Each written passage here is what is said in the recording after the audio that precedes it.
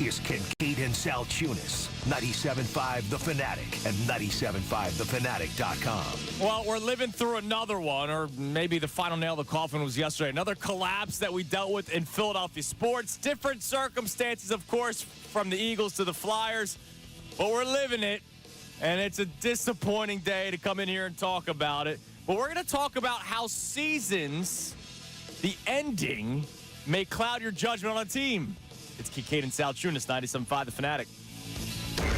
This is Kincade Salciunas. I have to worry about a draft pick from 3 years from now when this team is currently in a mode where they could be competitors. Hassan Reddick, the return is fairly even. I would have preferred to have him this year. Kincade Salciunas. John Kincade, Andrew Salciunas. 97.5 The Fanatic and 97.5thefanatic.com. And a good Wednesday morning, Philadelphia. I'm Andrew Salciunas alongside my man John Kincade. Johnny, good morning. And a good morning to you, too. Kind of good, I guess, because the Sixers won and they had some help, but the rest of the night really not so good, actually. It didn't go the way that I wanted it to. No. Yeah. You didn't want the Flyers season to pretty much come to an end yesterday. You didn't want the Phillies to get shut out and waste the third straight Zach Wheeler start out of his 3 this season. The Phillies, honestly, I'm going to tell you, is so far off my emotional radar because of it's course. the big, it's 11 games compared to the end of another team's season. But I was hoping some things. I stayed up to watch the end of Hawks Heat. I love that for to you. make sure, wondering were the Sixers going to get a break, because I'm hearing a lot of bad stuff in town. The Sixers haven't beat. The Sixers don't have control over the Heat. The Heat have control over the Sixers. As far as the Heat went out, they're ahead of the Sixers. And I think a lot of people aren't getting that. Right. And last night would have been a perfect – they went to double overtime. Yeah, and then the Hawks lose it. Well, the Hawks hawked. Yeah. And now we got to hope for the Mavericks tonight. Right. It's the only hope. If the Mavericks don't beat the Heat tonight, I don't – the Heat are going to be ahead of the Sixers. So then your only hope – is that the Heat get up to the 6th and then maybe Magic. the Sixers stay 7. Yeah, I mean, it's crazy, and we'll get into terrible. all that today. All the math. So I have a question to start the show today. Okay. And it's really primarily coming off of this Flyers season that looks to be dead. They lost their, 9th straight game yesterday, 8th straight game yesterday, and they didn't even show up to play. I mean, they're down 6-0 in a blink of an eye. They lose 9-3. But halfway through it was 1-0. So they did show up to play. Right, they showed up for half of it. And by the way, they were dominating the game halfway through when it was 1-0. And then they decided to no longer play and lose 9-3. Well, I have different feelings on what happened. Okay, but I would agree with you that I've never seen a tight game like that take such a turn as that game did last night. And we'll get into it. That was horrendous. So my question to start the show: do we allow the end of seasons that hurt? And let's face it, for the majority of these seasons, they hurt. We don't have many championships in Philadelphia. But do you allow these end of seasons and maybe good years cloud or define your judgment on how a team played? And I don't know if that's what most fans do. I don't know if all fans do it. I don't know if fans should do it. So this Flyers season, compared to what we expected them to do coming into it, was a success. But the end of the year is extremely disappointing. Like, I am bummed out today. I know that you and I have had the back and forth this week that you expected them to not make the playoffs. No, I did not. I was in no belief that this team in February, January, when people were talking about it, right, March, that they were going to the playoffs. Well, in March, I was expecting it, especially toward the end of March, and I was not expecting an 8-game losing streak from March into April. I never, ever once thought, yep, they're in. Never once. And look, good for you for seeing that. I didn't, and but it's not foreseeing the way it happened. I don't think anybody foresaw 8 straight losses. But I know, I can hear a fan talk about the Flyers, and I can hear them talk for 15, 20 seconds, and I can tell whether they've paid attention, right? They understand the situation or not. And I mean, I heard people just bringing out the violins about we have to go through this again, another Philly collapse. it tells me again, but John, they don't understand. John, that's not fair. Why is it not fair? I'm bummed out that I had to go through it again. I'm bummed out. All right, but don't do the whole, man, people are saying that to go through another collapse. They went through a collapse. 8 straight losses is a collapse. It's nothing like the collapses we've talked about. The Phillies losing in NLCS. It's nothing like the Eagles collapse. No, of course it's not the that's what I'm saying same, but it is a collapse. So it shouldn't affect you in any way close to it. I am pissed because of the amount of time I invested in the Flyers. I love hockey, love the sport, and I invested a ton in it, and with my heart. That pisses me off. But when a team has expectations and they collapse, it certainly affects every way that I will look on the 2023 Eagles will have a scar on them. Absolutely. Forever. The 2023-24 Flyers will absolutely not. Will not. Dude, but just because they're not on the same level playing field, we are living in the moment. Like, I'm in the moment right now of the Flyers collapse. So maybe 2 months from now, 3 months from now, when I'm watching the Stanley Cup Finals, and I never thought the Flyers were going to be in the Stanley Cup Finals, let alone the second round of the playoffs. Let alone the playoffs. I'm not going to be. 2 weeks ago, I was feeling hopeful. I got you. 2 weeks ago, they weren't losing 8 straight games. 2 weeks ago, they went through their gauntlet, and we were on the show. This is week 4 of the show. We were talking about, wow, they got through the gauntlet with more points than we expected them to. 6 out of 14. And then they lose 8 straight. So forgive me for, even though I did not have expectations this season, for living through a collapse. That pisses me off or bums me out or whatever adjective you want to use. I don't understand where you're going with this because you're saying forgive me. I'm pissed too. But I'm also understanding of the situation that you set yourself up for this. This isn't like the Eagles. Okay. This isn't like the Phillies. Let me say it to you. Go ahead. This isn't like a Phillies team coming home for game 6 and 7 in the NLCS against a clearly inferior club and gagging it away, a trip to the World Series. This isn't like the Phillies being up 2-1 in the World Series with 2 games at home and a chance to close it out at home, getting no hit, and then falling apart. This isn't like the Eagles last year, starting out 10-1 and falling completely apart. This team should never have even in any way engaged you to say, man, I think they're really good. This roster was not, there wasn't one. So I had to go back and look last night because it was so ugly. And Sixers are at halftime.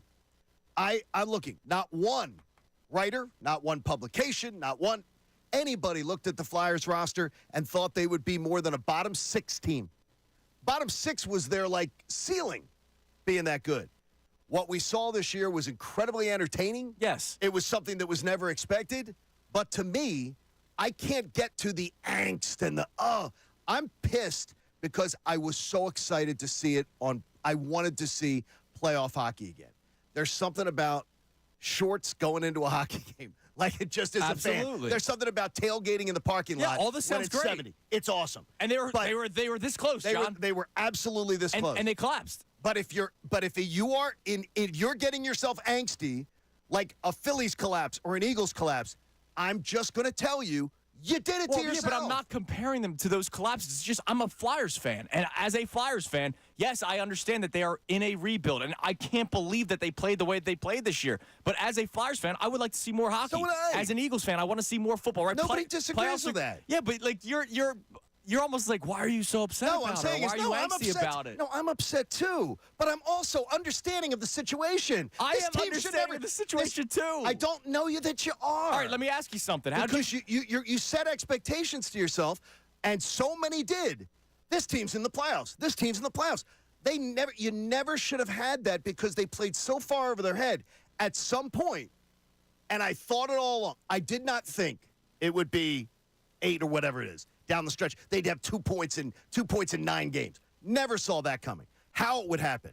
But I did see the eventual running out of gas happening.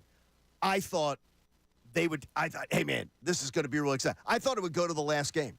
I thought they were going to have to win and get in the last game. Right now, the only 3 games to go, they're still not dead, but they're dead. Well, then let me ask you, they're dead. How'd you feel in 18, 19, 20, 21 when the Phillies collapsed in the final month of the season? 4 straight years. They weren't World Series teams. I did not have the same. The Phillies 4 straight years of collapse. Absolutely off. I did not like the Gabe Kapler years at all. Hated so him. I didn't like Gabe Kapler and his whole approach. But you like Torts. So I didn't So dig. it's different because so you like Torts? No, I just said that Phillies team should have had considerably more expectations on it. Considerably more. And when they collapsed, it's different. But it's not like I put far more on the 2023 and 2022 Phillies collapsing than I did the Gabe Kapler but Phillies as a collapsing. fan, so the Phillies in 2017, they went 66-96. The next year they go 80-82. And everybody's thinking, all right, they could finally make the playoffs, and then they fall apart in September. And they did. And because they collapsed, I didn't think because they hadn't made the playoffs since 2011, a lot of people wanted to see playoff baseball in Philadelphia again. Not because nobody thought they were going to win a World Series. Nobody thought the Flyers were going to win a Stanley Cup 2 weeks ago. We all want to see. We all want the same thing. We all want to see playoff baseball. But the Phillies, when they were 80 and 82, I didn't convince myself they were a playoff team. When they played well and were playing sort of what I considered over their heads, I was like, wait, this team might be able to do it. And then the inevitable, here it comes. It's the end of the season. Gabe Kapler has worn them out or whatever it is. Whatever theory you had to it. Again, it's not a team that I look. When I have a team with zero expectations, zero, and deservedly so, gives me a great ride, I celebrate the freaking ride. And we're just wired differently. I celebrate the ride, and I never, ever set myself up for, man, they're going to the playoffs. But here's the deal, John. Like, again, 2 months from now, when the Stanley Cup's going on, I will look back and go, wow, this was a fun season. It was a gift that we were talking that we were talking Flyers hockey as much as we did on the airwaves, right? You know the deal here in Philadelphia. It's Eagles, Eagles, Eagles, Eagles, Eagles. Phillies season starts. Let's throw in the Phillies. Sixers playoffs are right around the corner. And then the Flyers get a bone every once in a while. We talked a lot of Flyers in our 4 weeks. This is our 4th week since the show started. I'm happy that we were able to do that. But that doesn't take away the fact that they lost 8 straight games. And I am going to be, and I know you're disappointed. I'm disappointed, but I'm, I guess, more disappointed. I don't even know how to couch it. If you're more disappointed. But you're wondering why people are like, no, what I'm hearing is like, got to fire Torts. Well, I'm not saying you got to fire. No, but you're saying, but the thing is, you usually go to social media to feel the pulse of the fan base. Yeah, a lot of the time. Okay, so last night I did. Okay. And I was saying, dumb, dumb, dumb, dumb, dumb. And the reaction of people. They got to fire Torts. They got to go sign. See, they should have signed Johnny Gaudreau. They should have done this. They didn't do it. People, it gave me the answer to a question that you had, and we'll talk about it later on. Yeah, we will talk about it. This town, it is, if an Eagles team collapses, I was on that brigade. It sucked. It sucked. Last year sucked. That was one of the most disappointing ends. That Tampa Bay game, it's still, I can remember how disinterested I was in it. Yeah. And it was a one-score game at halftime, and I was disinterested in an Eagles playoff game. Well, because the offense was also disinterested I've never been there, but it's the truth. I've never been there, though. I've never been there with an Eagles team in the playoffs ever in my life. No. They gutted me. Yeah. This doesn't gut me in the least. It doesn't. No, I mean, this doesn't. Look, Here, I know we're all disappointed. We're all disappointed. You're listening to the show. We're both disappointed, right? But I think we're both taking different paths. Now, John is confused why there's angst. It's not that I compare this collapse to the Eagles collapse or the Phillies being one win away I'm not from the World confused why Series. there's angst. I'm confused. It's another collapse. I'm confused why people are comparing this. It's an Eagles collapse. It's a Phillies collapse. It's not. But dude, it's nothing like it. I put out it. a tweet in 11 months. In 11 months, I'd have watched the Sixers piss away a chance to get to the Eastern Conference Finals, which was terrible. I'd have watched the Phillies blow a lead. You did. I'd have watched the Eagles go from 10-1 to 11-6. And yeah, are the Flyers anywhere near these 3 levels of collapses in terms of what they were able to accomplish? No, not even close. But it's another collapse. Okay. In 11 months, I watched all 4 major teams collapse in some sort of way. And the Flyers collapse doesn't belong in that discussion of those other 3 collapses. It does, Connor. and here's why. Why is that, Connor? Because, John, you're analyzing it. Sometimes you just have to take a step back and let yourself feel something. It's not about how it compares to other teams. It's not about whether the expectations were there. When you have an opportunity and you lose 8 straight games with an opportunity on the table, because we all agree they had an opportunity. Whether we thought they were going to cash in on it or not is a different argument. And we all know where you stand on that. And, John, you were right. Absolutely. And I think you have great reasoning for feeling that way back when you initially thought that. It proved out correct. But you're a very analytical person. And I think a lot of fans are very emotional. And when you see this collapse, whether you expected something or not, it's going to hurt people. But when you're talking about feeling, you said you got to feel something once in a while. Connor, the amount of time I invest in the Flyers, right, I would put in the top 10% minimum of my industry, that what we do for a living. Yeah. The amount of time I invested, eyeballs, energy, going to games, whatever it is. Believe me, I'm feeling it, but I'm feeling it with what do you say? What was Jeffrey Lurie's word? Emotional intelligence. Yes. I'm feeling it with an emotional intelligence in that this was way over delivery than what it should have been and what it was expected. 17 points higher. 17 points higher than the over-under. That's amazing. That's a huge they had a hugely successful first year of a rebuild. In fact, an amazing first year of a rebuild. And that is how I will feel about it. Right. So you feel differently. You're telling me to feel. I feel differently. It's feelings, but I feel differently. You know and what, whether John? it's based in logic or not, I'm still feeling it. And believe me, last night, I was feeling it. You like to make comparisons to chefs and cooking and restaurants and life experience. Sure, right? absolutely. All right. It's Christy and I are in that stage of Christmas where it's more so for Cooper, right? Okay. Or maybe we should buy a new couch or something. Like, let's not get each other gifts. Oh, all right. You know that for 4 or 5 months that you're not going to get a gift, right? It's a week before Christmas. We've talked about it. We're not getting gifts. You wake up Christmas morning. There's a gift. You better have a gift. No, and there's not a gift there. You're going to be disappointed. Even though you didn't expect a gift, you told yourself over and over and over again that you're not going to get a gift, and then you wake up Christmas morning, there's not a gift. You're going to be upset by it. Let me assure you. Is that good? Let me assure you. Thank you, Connor. 23 years in, 22 years in, there better be a gift.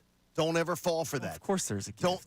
Don't fall for that. I got Don't you. fall for the couples thing. There was gifts. Make Trust sure. me, there was gifts. You make sure but you get don't what fall I'm for it. saying. If I do, but the you thing knew is, you're not going to get the gift, but then when you don't get the gift, damn it, I didn't get the gift. One thing I know about working with you two, you guys believe everybody should feel the same thing. People feel differently, and there are feelings.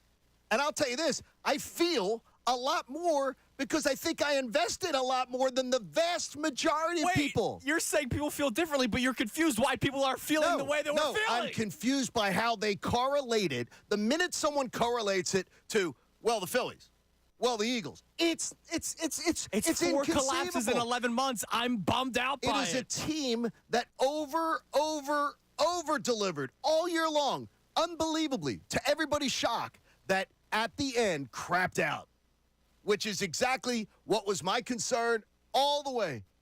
It was my concern because I just said, how are they doing it? Well, good for you for seeing that. There's a difference. I didn't see an 8-game losing streak to come our way, and that's what we're living in right now. So forgive me. When last night they lose 9-3, I go, what the hell? They just lost. I felt the same. I felt the same way. I was disgusted. That effort. But when I will tell you this in a hockey game, especially in the pros, when your goaltender cannot stop a beach ball, everybody sags. Right. It's over. Everybody 100%. just freaking sags. Yeah, it's over. You know it's over. Now, 9 is excusable. 9 goals, That is dude. it's inexcusable. It's absolutely that's what I was pissed at. That stuck with me more than I'm not going to see playoff hockey. That's inexcusable. But teams sag, especially youngsters. They sag. A goaltender can't make routine saves. Yeah, everybody's going to start. Everybody just starts sagging. And that is unacceptable. Mm-hmm. And that's something that they should be critiqued for. So our question today, you can climb it on the phone lines or text line, 610-632-0975. Do you allow the end of season hurt?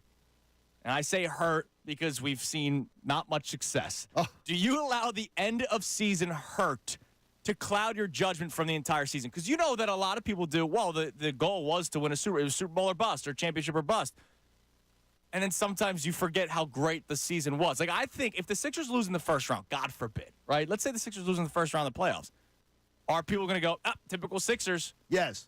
Even though Joel Embiid missed 2 months, He's now played, 3 games with this whole new team, right. brand new team. They will. But people will have their judgment clouded that they lost in the playoffs Yes. or didn't get out of the second round. Because of expectations. If they don't win a round in the playoffs, then that is a huge step back for the franchise. It's a huge. Even though Joel Embiid's played 3 games. Yes. It is a huge step back. If they do not, they are considered the most dangerous. We're hearing most dangerous team. Yeah. Last night, they're on the network shows. The most dangerous team. Yep. Sixers. So, yes, you're expected to win at least a round. A round is like getting a C. Then you try to get the B. Then you try to get the A. But you're going to ignore everything that happened during the year because of how it played out in the playoffs. You can't, but that team should. If the Sixers play Bug, by the way, if the Sixers play the Bucks without Giannis, well, we're going to talk about that. That could be wild. There was a major moment last night in the NBA. So coming up next, we'll talk about the Sixers because they got to win. And we'll talk about how that kind of changes the Eastern Conference a little bit. But there was a major change in the landscape. And it's one of the best players in the NBA. And how that could change a lot. It's Kincade and Salciunas, 97.5, The Fanatic. Fanatic Sports Update. A complete collapse on the ice. I'm Connor Thomas. I do not think the Eagles will draft a linebacker in the first round. I do not think they will draft a cornerback in the first round. I think that they're going to find an edge rusher or an offensive lineman. I'll go offensive line first round, and I would say there's a chance you get 2 offensive linemen in their first 4 picks in the draft. The Eagles need to draft defense. Whatever position, corner, would be the most logical. Well, I don't read mock drafts because I think they're bogus up until the actual week of the draft. But I'll give you a name that I've had my eye on, Tyler Guyton. He's an offensive tackle out of Oklahoma. He's worked with Lane Johnson. Like, they're working during the offseason. He's a guy that can play right guard to start right away. And then eventually when Lane Johnson retires, like all the other guys are leaving, he could be his replacement. So Tyler Guyton, Oklahoma. One position I think the Eagles should go for is cornerback this draft. Darius Slay is getting up there in age. James Bradbury obviously was not very good last year. I think you have to draft a young corner to try to solidify that position.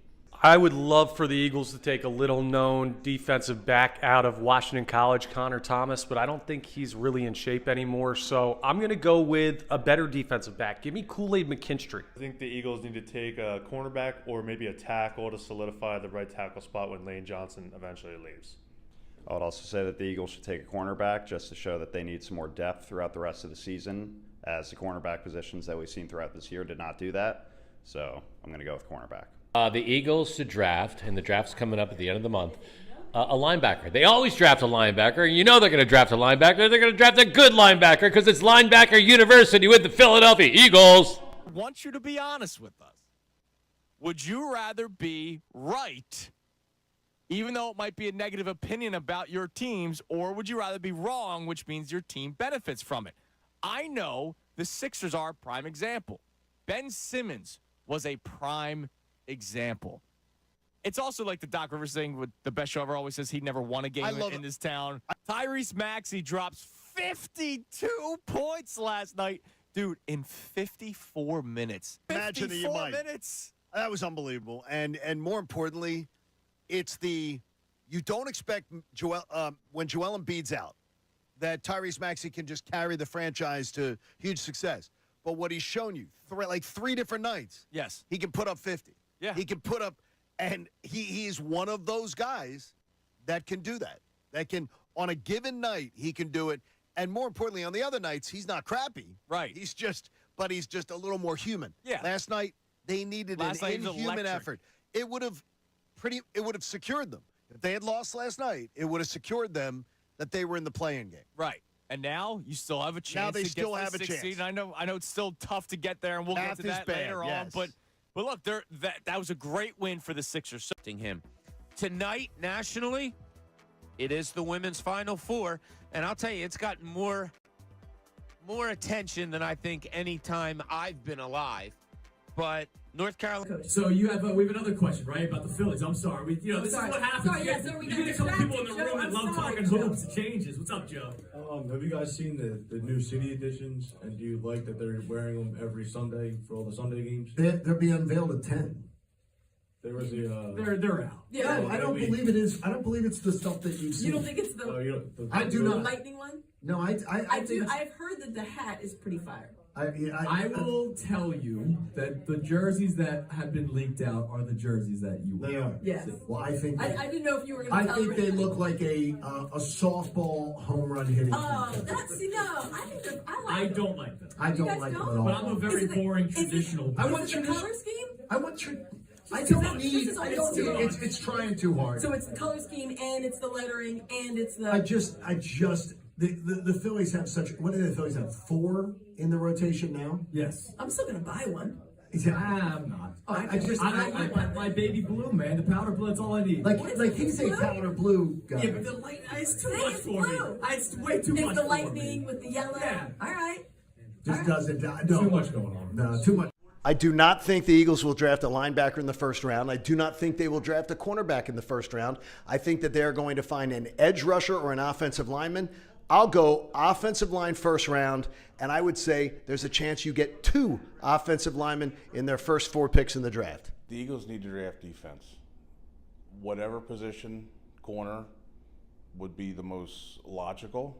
Well, I don't read mock drafts because I think they're bogus up until the actual week of the draft. But I'll give you a name that I've had my eye on, Tyler Guyton. He's an offensive tackle out of Oklahoma. He's worked with Lane Johnson. Like, they're working during the offseason. He's a guy that can play right guard to start right away. And then eventually when Lane Johnson retires, like all the other guys are leaving, he could be his replacement. So Tyler Guyton, Oklahoma. One position I think the Eagles should go for is cornerback this draft.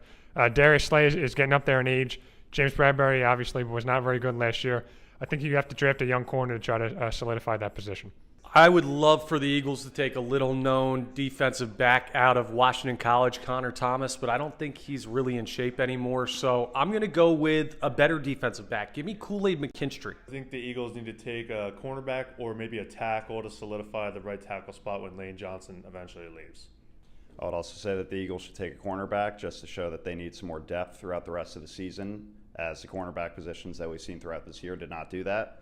So I'm going to go with cornerback. The Eagles to draft, and the draft's coming up at the end of the month, a linebacker. They always draft a linebacker. You know they're going to draft a linebacker. They're going to draft a good linebacker because it's linebacker university with the Philadelphia Eagles. I want you to be honest with us. Would you rather be right, even though it might be a negative opinion about your teams, or would you rather be wrong, which means your team benefits from it? I know the Sixers are a prime example. Ben Simmons was a prime example. It's also like the Doc Rivers thing with the best show ever always says he never won a game in this town. Tyrese Maxey drops 52 points last night. Dude, in 54 minutes. Imagine that you 54 might. minutes. That was unbelievable. And more importantly, it's you don't expect when Joel Embiid's out, that Tyrese Maxey can just carry the franchise to huge success. But what he's shown you, 3 different nights. Yes. He can put up 50. Yeah. He can put up, and he's one of those guys that can do that. That can, on a given night, he can do it. And more importantly, on the other nights, he's not crappy. Right. He's just a little more human. Yeah. Last night, they needed an inhuman effort. It would have secured them. If they had lost last night, it would have secured them that they were in the play-in game. Right. And now you still have a chance. Now they to still get have a the 6th chance. seed. And I know it's still tough to get there, and we'll get to that later on. But look, that was a great win for the Sixers. Him tonight nationally, it is the women's Final Four, and I'll tell you, it's got more attention than I think any time I've been alive. But North Carolina. So we have another question, right, about the Phillies. I'm Wednesday sorry. morning, Kincade Salciunas reacting to what looks like to be the end of the season for the Flyers yesterday. And we asked the question, do you allow the end of season hurt to basically cloud your judgment for the rest of the season? So let me make this clear, John, because I am much more emotional today than you are about the Flyers' collapse. I'm not comparing it to the Eagles, but it's the fact that I'm dealing with another collapse, a 4th collapse in 11 months. Each team, they say, you know what, hold my beer. I would like to collapse as well. They did overachieve this year. Like, I know that, right? They overachieved. Correct. This is a rebuild. They shouldn't have even been in this position. They shouldn't have even been in a position to collapse, right? Like, no collapse should even have happened.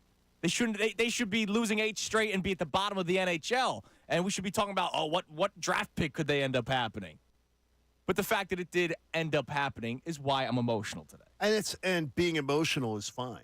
And being emotional in different ways. Believe me, I feel the same level of pissed off I feel today for a different reason.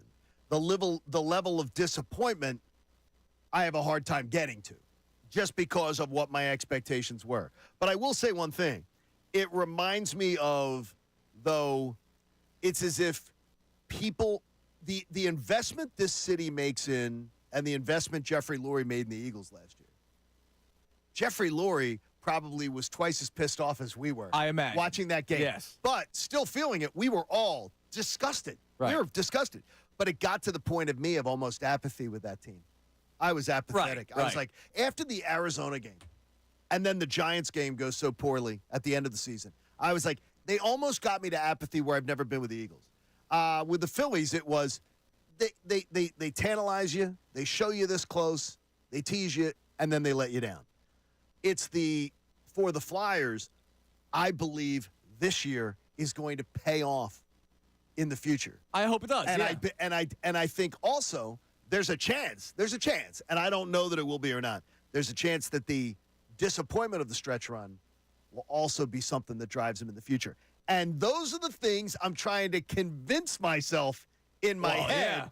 Yeah. In my head will be a benefit to what was a horrible end of the season. And look, there's context with all these collapses, right? So if I go a year earlier, if I go to the Phillies in 2022, I tell myself they lost to a dynasty in the Houston Astros, right? And they shouldn't have been in the World Series. They had this magical run, this late inning comeback against the St. Louis Cardinals that propelled them to the NLDS, propelled them to the NLCS, and then the Bryce Harper home run. I will always think back to that season with glee, even though they also blew a 2-1 series lead with coming back to Philadelphia in the World Series. Now, you and I also have different opinions on the Jose Alvarado move, right? I do believe I'm that still scarred. But I do believe that clouds your judgment a little bit of Rob Thompson, even though he pushed every right button in the regular season when they got hot, pushed every right button in the Cardinals series, the Braves series, the Padres series. He probably, you're Mr. Professor. He probably graded out 95%. That's a good semester. I think Rob Thompson, from the time he took over the Phillies, he gets an A+ for 2022. But a lot of people, go back to that final decision. But I am still going to go back to that final decision because much like Zach Wheeler, I'm still not over it. Okay. Because I believe it was doubling down on dumb. It was. Does it cloud your entire opinion of 2022? No, because I saw it again in 2022. I said to you, A+. Rob Thompson gets an A+ for 2022. What he took over and what he squeezed out of that piece of fruit, that was unbelievable. Unreal. I absolutely feel completely differently about how 2023 went. Well, yeah, 2023, that collapse in the playoffs clouds the entire season for me. Oh, it absolutely does. Right, it clouds the entire season for me because they that was a collapse. It also reaffirms to me the doubts that I have about Rob Thompson in critical situations. It reaffirmed it. Yeah, see, but I can't crush Rob Thompson for Harper, Turner, Castellanos doing nothing. And they would be in the NLCS. And they always, I am always blame a player first before blame a coach. All right, so we have text coming in on this conversation again. Do you allow the end of season hurt to cloud your judgment of everything that went down? In the Flyers' case, the season, if you just want to go based off of over-under point total, the season was a success. Huge success. They were well above the over. They did a lot more. The fact that we're talking Flyers on April 10th because of a collapse is probably actually a good thing for the organization. How about the biggest over in the NHL? Yes, it's incredible. They were the biggest overachieving team in the NHL. So I'm not going to allow it to cloud my judgment of the season. They did overperform, but I am still living in the here and now. And the here and now, it's the fourth collapse that I've dealt with in 11 months. What are the texts we got coming in on the text line, Connor? All right, we got some good, some bad. So Anthony from St. Pete checks in, says this is a collapse period. If they would have only been 500 over the last 8 games, we'd be in the playoffs. I'm very disappointed. And yes, this does taint my view on the season. Interesting. But we have another one from Tim in South Jersey saying, I was upset over the Eagles' end of the season. I'm not upset by the Flyers because it's a rebuild. He does go on to say, though, however, it doesn't mean Torts gets a pass. The team has quit on the coach. Well, I will just tell you this, and it just makes me shake my head. First of all, much like last year with the Eagles, if you've never been in the locker room and you don't know what's going on if Jeff McClain tells me the players quit on Nick Sirianni, I'll believe it. If I hear it from our own Tim McManus, who's there every day, the guys that are in there every day, if they tell me the team quit on the coach, I'll believe it. Random texters, I do not. Well, hold on. It is the most over. What about there are a lot of people in the Flyers media, and I know you have a certain opinion about members of the Flyers media. I think it's the worst press conferences I've ever heard. But I've even played them for students and said, this is not how you conduct a press conference. Okay. As far as asking, you don't make statements, you ask questions. Ask questions, yeah. There are a lot of people that like to ask questions and ask for affirmation. What I would say is this.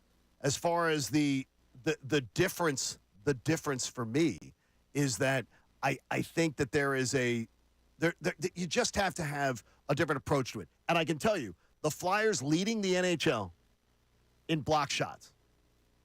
The Flyers is the ultimate testament to players who haven't quit. Okay. Blocking shots is one of the unbelievable, I am going to sacrifice my body and everything I can do. The Flyers being a really expected to be terrible team and being at the top of the NHL and blocking shots, and including last night, I think they had like 20. That's not a team that quit. That is a team that's talent finally showed it wasn't that good. Now, who was our first texter? Ant from St. Pete. Yep. I don't know how easy it is to follow up. So if Ant could follow up on the text line, I would love him to, because he said he's now looking at the season totally differently because of the collapse. I would like to know why. And he should be able to give his opinion. I know you have a different opinion than I have. My opinion, even though you and I, we don't look at the season differently. But it's just how we're handling the collapse is a little different. But one thing that Andrew and I and Connor are in lockstep on, we don't want you to feel like you can't offer your, especially when it's contrary to ours. It almost as if it's contrary to ours. Like, for one of us, bring it on. Yeah, and I want Ant to follow up and say, why are you looking at this season differently, even though they did overperform from what we expected? All right, also, Sixers last night. So the Sixers beat the Pistons yesterday, 120-102. A couple of things from the game. And B drops, 37, 11, and 8. Oh, yeah. Fourth game back. Just another. Fourth game back from a surgery that he was out 2 months of. And another night at the office. And, oh, by the way, Maxey wasn't in the game, and so he didn't have that help. And he drops 37, 11, and 8. Buddy Hield, good to see him score 18 off the bench. Remember, his first couple of games with Embiid back, Buddy Hield was not much of a factor. I know that it was the Detroit Pistons, so I'm not going to make much of it, but I also saw Buddy Hield barely do anything against, other lesser teams. He drops 18. Maybe they're starting to get a feel for one another. How about DeAnthony Melton was back yesterday? I was surprised by that, and I know that Bob was like, when he's been down there and covering the Sixers for us and doing a great job, like Bob's been like, he said, can he come back? He said he didn't trust Anthony Melton to come back and be any sort of factor. Like, he was like, can he come back? And Bob was making great points. Yeah. As far as it's a spine injury. I mean, that's like, and the wear and the tear and the pounding. Right. But the fact, it shows me everything I need to know about DeAnthony Melton and what he thinks about this potential run. Oh, yeah, that he's going to push himself to try to come back. And maybe Nick Nurse. I love that Nick Nurse had him coming off the bench, because a lot of people were saying maybe DeAnthony Melton goes back in the starting lineup. Coming off of that. I never wanted him in the starting lineup to begin with. I think he is a tremendous bench asset. Like, I think Kelly Oubre is a bench asset. Now I think Kelly Oubre is playing himself into the starting lineup. We'll see what they end up doing come playoff time. There was talks about maybe Tobias Harris coming off the bench, but because Kyle Lowry and Maxey were both out yesterday, you had to have a starting lineup of Cam Payne, Kelly Oubre, Tobias Batum, and Embiid. We'll see come playoff time if Kelly Oubre played himself into the starting lineup. But a night like last night, all right, good win for the Sixers. Good to see some guys back. Good to see Joel Embiid be dominant. And we never root for injury. Let's make this clear. No.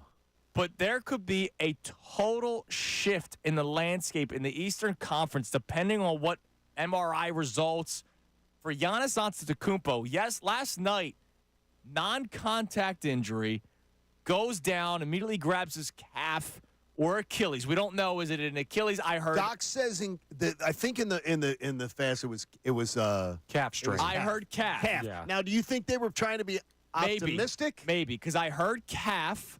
I saw Achilles on social media, and not from like fans. Did you see him go down? Did you see the video? I watched the video. Okay. Yeah. Do you? I mean, I don't know if you have any expertise with seeing anybody do that. No. Because I'm wondering what it looked like too. Like if we have a doctor, and we have some doctors that listen to the show, so I know if any of them saw the video. I've seen this many times and have operated on it. Oh, you have? Very good, Dr. Connor. Professional opinion. No, I don't know. We can see a check-in. It's tough to tell because the calf attaches to the Achilles and normally disconnects right there. So either way, let's say this: he's not going to be healthy going into the playoffs. If he even plays. And if he plays, he's going to be hampered by this. A guy that's as aggressive as he is, his game is not, stop and pop, right? His game is attack. And to his credit, he does it every single night, right? Like sometimes we realize we see guys take nights off. He never takes a night off. He's always attacking. That's why he's the Greek freak. If his game is hampered by it, that changes everything in the Eastern Conference. If you finish as the 7th seed. Yeah, if you finish as the 7th seed. Now, they're going to have to win one more game to clinch the 2. Right. So they got to find a way to win one more game to clinch the 2. Let's hope that it's tonight because they take on the Magic. If they take on the Magic tonight and they beat them, it all changes for the Sixers. So we're going to do Kincaid's calculator as we have been doing as the show goes on. But just to let you guys know, not only is Milwaukee dealing with a potential Giannis injury or maybe not 100% Giannis going to the playoffs, the Orlando Magic lose last night. And the Sixers blink, and they're a game and a half back of Orlando, who are the 4th seed. Sixers are the 7th seed. You've basically been given the math that they're not going to pass the Cavs, but they could pass the Magic if things continue to go downhill for Orlando. The Knicks eliminated the Sixers last night from passing them. Yep. If the Cavs win one of their last 3 games and they're all at home, they eliminate the Sixers. But the Orlando Magic, it's in play. If they lose tonight, it's in play. And they're playing the Bucks, which is a losable game for the Orlando Magic. I doubt Giannis plays tonight. I would doubt that too. But maybe Dame Time goes out there and drops 60. And look, Orlando, I think, is starting to be that young team that maybe toward the end is losing steam a little bit like we saw with the Flyers. Now they're not going to collapse out of the playoffs. So we'll continue that conversation as well. Do you allow the end of season hurt to change your opinion about a season or cloud your judgment of a season? Text at 610-632-0975. Also, phone calls. We have a couple open lines. You can climb in. I'm Andrew Salciunas. It's John Kincade, 97.5 The Fanatic. The newsmakers are on with Bob Cooney. I do not think the Eagles will draft a linebacker in the first round. I do not think they will draft a cornerback in the first round. I think that they're going to find an edge rusher or an offensive lineman. I'll go offensive line first round, and I would say there's a chance you get 2 offensive linemen in their first 4 picks in the draft. The Eagles need to draft defense. Whatever position, corner, would be the most logical. Well, I don't read mock drafts because I think they're bogus up until the actual week of the draft. But I'll give you a name that I've had my eye on, Tyler Guyton. He's an offensive tackle out of Oklahoma. He's worked with Lane Johnson. Like, they're working during the offseason. He's a guy that can play right guard to start right away. And then eventually when Lane Johnson retires, like all the other guys are leaving, he could be his replacement. So Tyler Guyton, Oklahoma. One position I think the Eagles should go for is cornerback this draft. Darius Slay is getting up there in age. James Bradbury obviously was not very good last year. I think you have to draft a young corner to try to solidify that position. I would love for the Eagles to take a little-known defensive back out of Washington College, Connor Thomas, but I don't think he's really in shape anymore. So I'm going to go with a better defensive back. Give me Kool-Aid McKinstry. I think the Eagles need to take a cornerback or maybe a tackle to solidify the right tackle spot when Lane Johnson eventually leaves. I would also say that the Eagles should take a cornerback just to show that they need some more depth throughout the rest of the season, as the cornerback positions that we've seen throughout this year did not do that. So I'm going to go with cornerback. The Eagles should draft, and the draft's coming up at the end of the month, a linebacker. They always draft a linebacker. You know they're going to draft a linebacker. They're going to draft a good linebacker because it's linebacker university with the Philadelphia Eagles. I want you to be honest with us. Would you rather be right, even though it might be a negative opinion about your teams, or would you rather be wrong, which means your team benefits from it? I know the Sixers are a prime example. Ben Simmons was a prime example. It's also like the Doc Rivers thing with the best show ever always says he never won a game in this town. Tyrese Maxey drops 52 points last night. Dude, in 54 minutes. Imagine that you 54 might. minutes. That was unbelievable. And more importantly, it's you don't expect when Joel Embiid's out that Tyrese Maxey can just carry the franchise to huge success. But what he's shown you, like 3 different nights, yes, he can put up 50. Yeah. He can put up, and he's one of those guys that can do that. That can, on a given night, he can do it. And more importantly, on the other nights, he's not crappy. Right. He's just a little more human. Yeah. Last night, they needed an inhuman effort. It would have secured them. If they had lost last night, it would have secured them that they were in the play-in game. Right. And now you still have a chance. Now they to still get have a the 6th chance. seed. I know it's still tough to get there, and we'll get to that later on. But look, that was a great win for the Sixers. Him tonight nationally, it is the women's Final Four, and I'll tell you, it's gotten more attention than I think any time I've been alive. But North Carolina. So you have another question, right, about the Phillies? I'm sorry. This is what happens. You get a couple people in the room that love talking hoops. It changes. What's up, Joe? Have you guys seen the new city editions? And do you like that they're wearing them every Sunday for all the Sunday games? They'll be unveiled at 10. There was the. They're out. Yeah. No, I don't believe it is. I don't believe it's the stuff that you've seen. You don't think it's the? I do the not. lightning one? No, I do. I've heard that the hat is pretty fire. I will tell you that the jerseys that have been leaked out are the jerseys that you wear. They are. Yes. Well, I think. I didn't know if you were going to tell think they look like a softball home run hitting. Oh, I don't like them. I don't like them at all. But I'm a very boring traditional. I want your color scheme. I don't need. It's trying too hard. So it's the color scheme and it's the lettering and it's the. The Phillies have such. What do the Phillies have? 4 in the rotation now. Yes. I'm still gonna buy one. I'm not. I like my baby blue, man. The powder blue, that's all I need. Like he's a powder blue guy. Yeah, but the light is too much for me. It's way too much. It's the lightning with the yellow. Yeah. All right. Just doesn't. No. Too much going on. No, too much. I do not think the Eagles will draft a linebacker in the first round. I do not think they will draft a cornerback in the first round. I think that they're going to find an edge rusher or an offensive lineman. I'll go offensive line first round, and I would say there's a chance you get 2 offensive linemen in their first 4 picks in the draft. The Eagles need to draft defense. Whatever position, corner, would be the most logical. Well, I don't read mock drafts because I think they're bogus up until the actual week of the draft. But I'll give you a name that I've had my eye on, Tyler Guyton. He's an offensive tackle out of Oklahoma. He's worked with Lane Johnson. Like, they're working during the offseason. He's a guy that can play right guard. Salciunas, a good Wednesday morning, I guess. It's as good as it's going to get. I don't know. I'm bummed out. Flyers season's pretty much over. Yeah, Phillies lose again yesterday. Yeah. Good thing for the Sixers that they get the win, and they got some help around the Eastern Conference. They also little got help. some, not so much help, but we'll continue that conversation. But I would love to hear from you. Do you allow the end of season hurt? And I say hurt because we've seen one Super Bowl, ever with the Eagles. The Phillies last won a World Series in 2008. Before that, it was 1980. The Flyers, it's been 50 years. The Sixers, it's been 40 years. So it's more hurt because they don't win championships at the end. Devo says there's a way that we can find common ground. All right. God bless him. He said, if you and Andrew could probably agree on this, will Andrew feel the same way he feels this morning, Monday morning, about this Flyers? No, that's why I said 2 months. That's why I said Monday 2 months. morning. I know, but like half a week from now. I'll probably look back at it and get that He says if you get to the point that in the beginning of next week you can be like, oh well, it's a good step forward, it'll be good.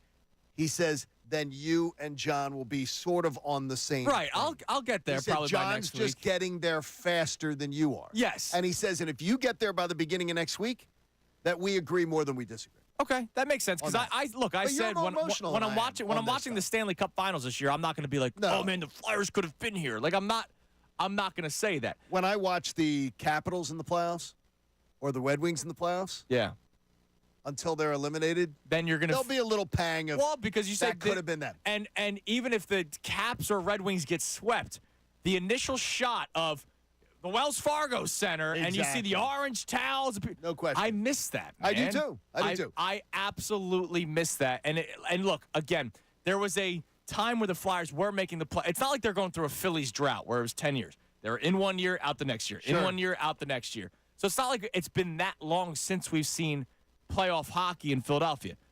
It's when there's playoff hockey with hope down the road. When's the last time you had hope going into a Flyers playoff series? And I mean down the road. I'm not even saying them winning the Stanley Cup. Like the Phillies, when they make the playoffs in 22, my first thought wasn't, oh, this could be a World Series run. My first thought was, this is the beginning of what I believe will be a long run of Phillies playoff baseball in Philadelphia. Same with the Eagles when they get to the playoffs 2 years ago, and that was before they even get to the Super Bowl. The first year with the Sixers, right? They get spanked by the Celtics in the second round. Celtics, yeah. But you're excited that they made the playoffs.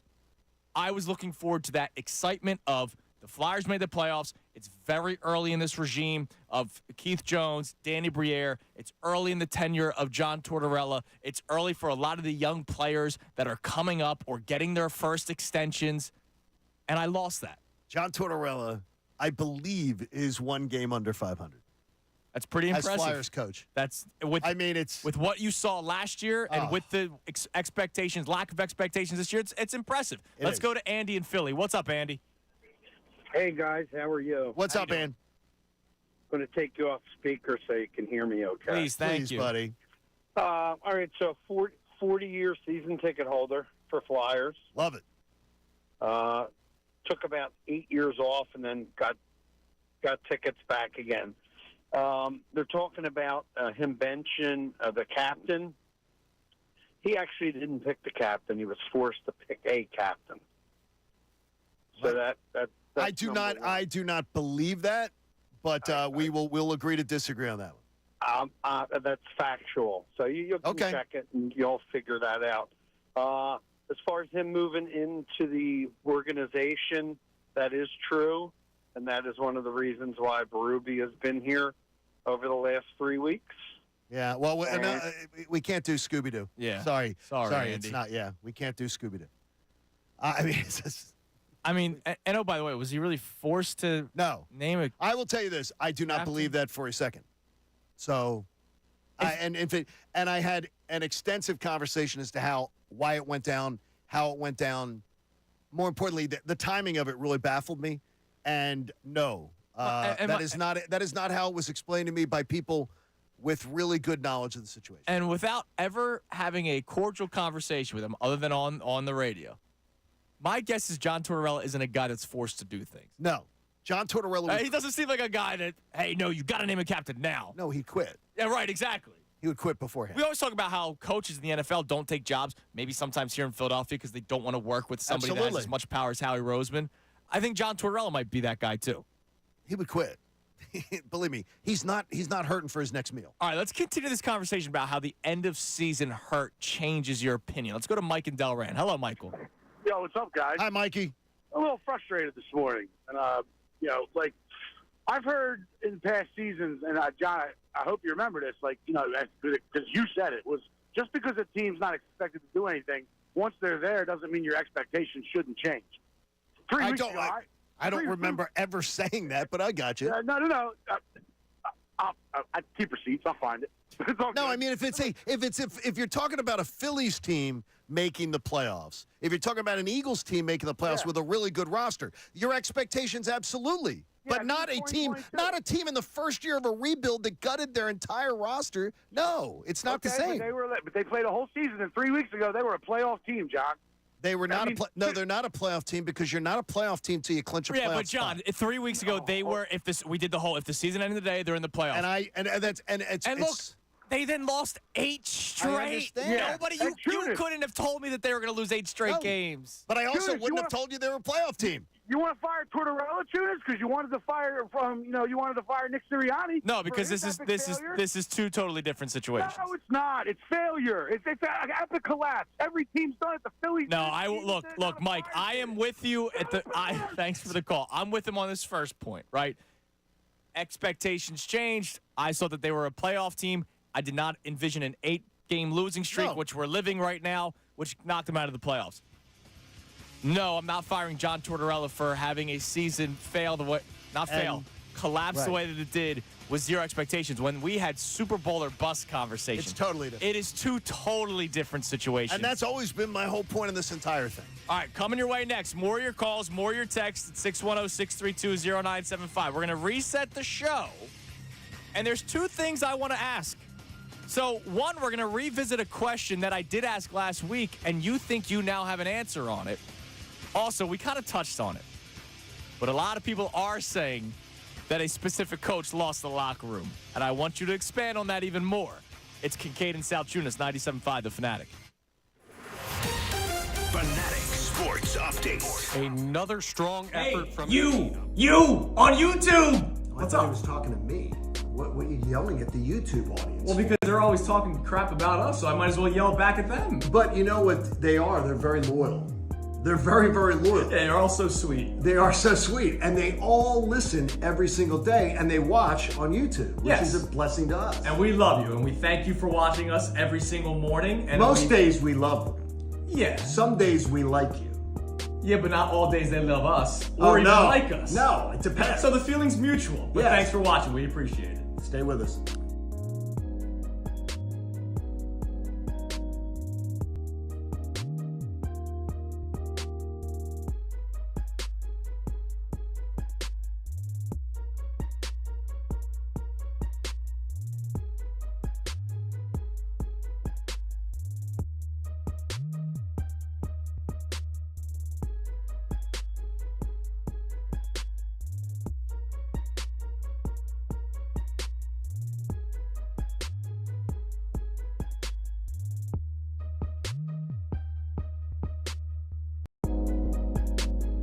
As good as Tyrese Maxey is, he can't carry an offense.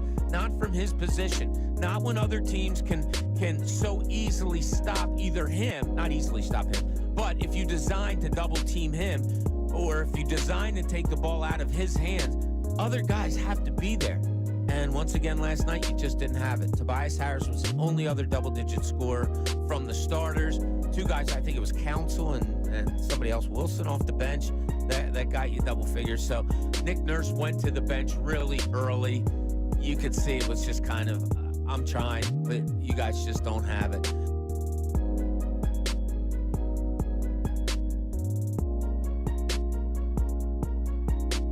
So we're all expecting Howie Roseman to make another move.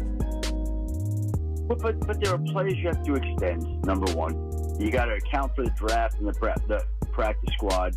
How far into the cap are they? I don't know the number off my head. How far into the cap are they? I think it's high 20s or low 30s. Yes. Left. Again, there are going to be guys that you're going to want to extend. Devonta Smith is going to have to get a deal to pay your draft class, pay the practice squad, keep money for moves. You know, we're going to be talking later this summer, the end of the summer, before the final cut down. You're going to want to trade for somebody or do something at that point in time. Again, yeah, they have some money, probably not as much as you think right now. And am I expecting another big move? I think on the one hand they're always looking, but I think if you're looking for that high profile, there are no more of them available. Like that market's kind of shrunk up. Who do you want them to go add right now? Well, I do not want them to add Justin Simmons.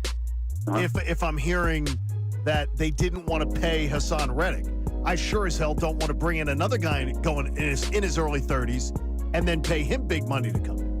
Well, and based on what they've done, I don't think they would. Okay, good. That makes me feel better then. Yeah, I don't think they would, based on the logic with Hassan Reddick. You know, if Justin Simmons came in at a number, a price, would they do that? Maybe. Yeah. Like, I'm making this up. What if it's a 1-year deal worth, I don't know, some friendly number? I'd do that? Oh, I absolutely would consider it. But the thing is, I wonder was a 1-year offer at a nice number considered to extend Hassan Reddick? Every deal I'm going to look at and say, could that deal have been done to keep Hassan Reddick here? But Reddick wanted a new deal. He wanted a new deal last season. Yes. Right? He did.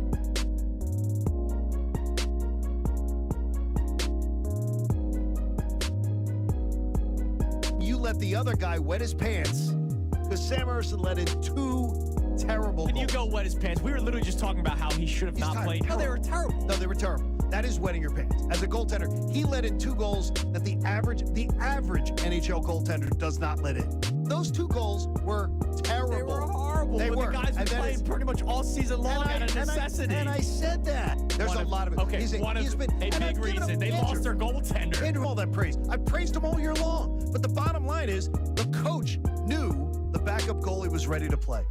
And he didn't play him.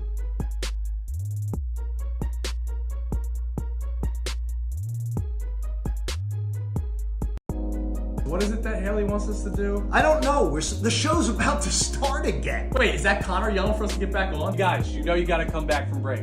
So just zip it. All right. Let's go. See you guys. Hey, you on YouTube. What's I thought up? he was talking to me. What are you yelling at the YouTube audience? Well, because they're always talking crap about us, so I might as well yell back at them. But you know what they are? They're very loyal.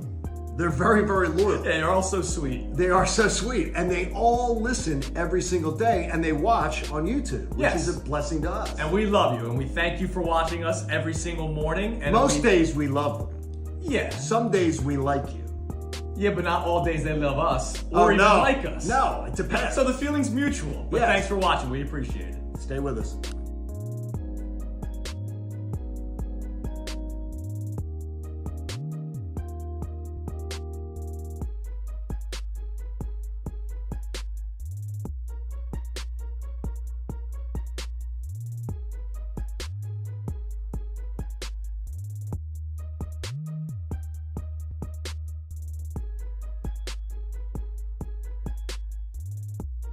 Kincade Salciunas on this Wednesday morning. Good morning, Philadelphia. You just heard that promo running for our $1,000 signing bonus contest. That comes your way at 8 o'clock. That would make somebody's Wednesday be a little bit better. I would think so if you could win $1,000. Yeah. I think that would make somebody's life. Really, I think the rest of the week would be better, not just their Wednesday. Exactly. So that comes your way at 8 o'clock. Also, Adam Schefter. It's a Wednesday, so Schefter joins us at 8 o'clock. We'll get into all kinds of conversations with him about the Eagles and the NFL. I have a very specific question that I'm going to ask Schefter. And it's Very something specific. off of our Jeff McClain conversation yesterday that we'll get into later on this hour as well. But we're starting the show off talking about the end of seasons. And how the end of seasons, do they affect how you look back on a year? So I am with you. I am not looking back at this Flyers season as a disappointment because they had an 8-game losing streak, collapse to miss the playoffs. I'm feeling it right now. Right. But to the guy's email earlier, come Monday morning, look, I'll be fired up for the Sixers playoffs. Philly, like the Flyers will be, I don't want to say the least of my worries, but the Flyers collapse. I'll go, all right, look, they had a great season. They shouldn't have been here to begin with. But in the here and now, I'm feeling a certain type of way. And he says he totally gets you if that's where you'll be on Monday morning. He totally gets you this morning. Yeah. This is not, and He totally gets you I this was morning. this way in 2018 with the Phillies. I was this way in 2019 with the Phillies. In 2020, Those teams should have had higher 2021. expectations than this Flyers. Brad Miller was their cleanup hitter. It's still. Brad Miller was the cleanup hitter for a lot of those Phillies teams. I should not have had any expectations, but the fact that I got to September believing something could happen because they were at one point in first place of the division. And the Braves in 2021 weren't the Braves one of the worst teams in baseball? Braves were 500 in June. Yeah, and then all of a sudden they turn things around. They win the World Series. They're 500 in June. They lose Acuna for the year. Right. They then go and acquire 4 players at the trade deadline.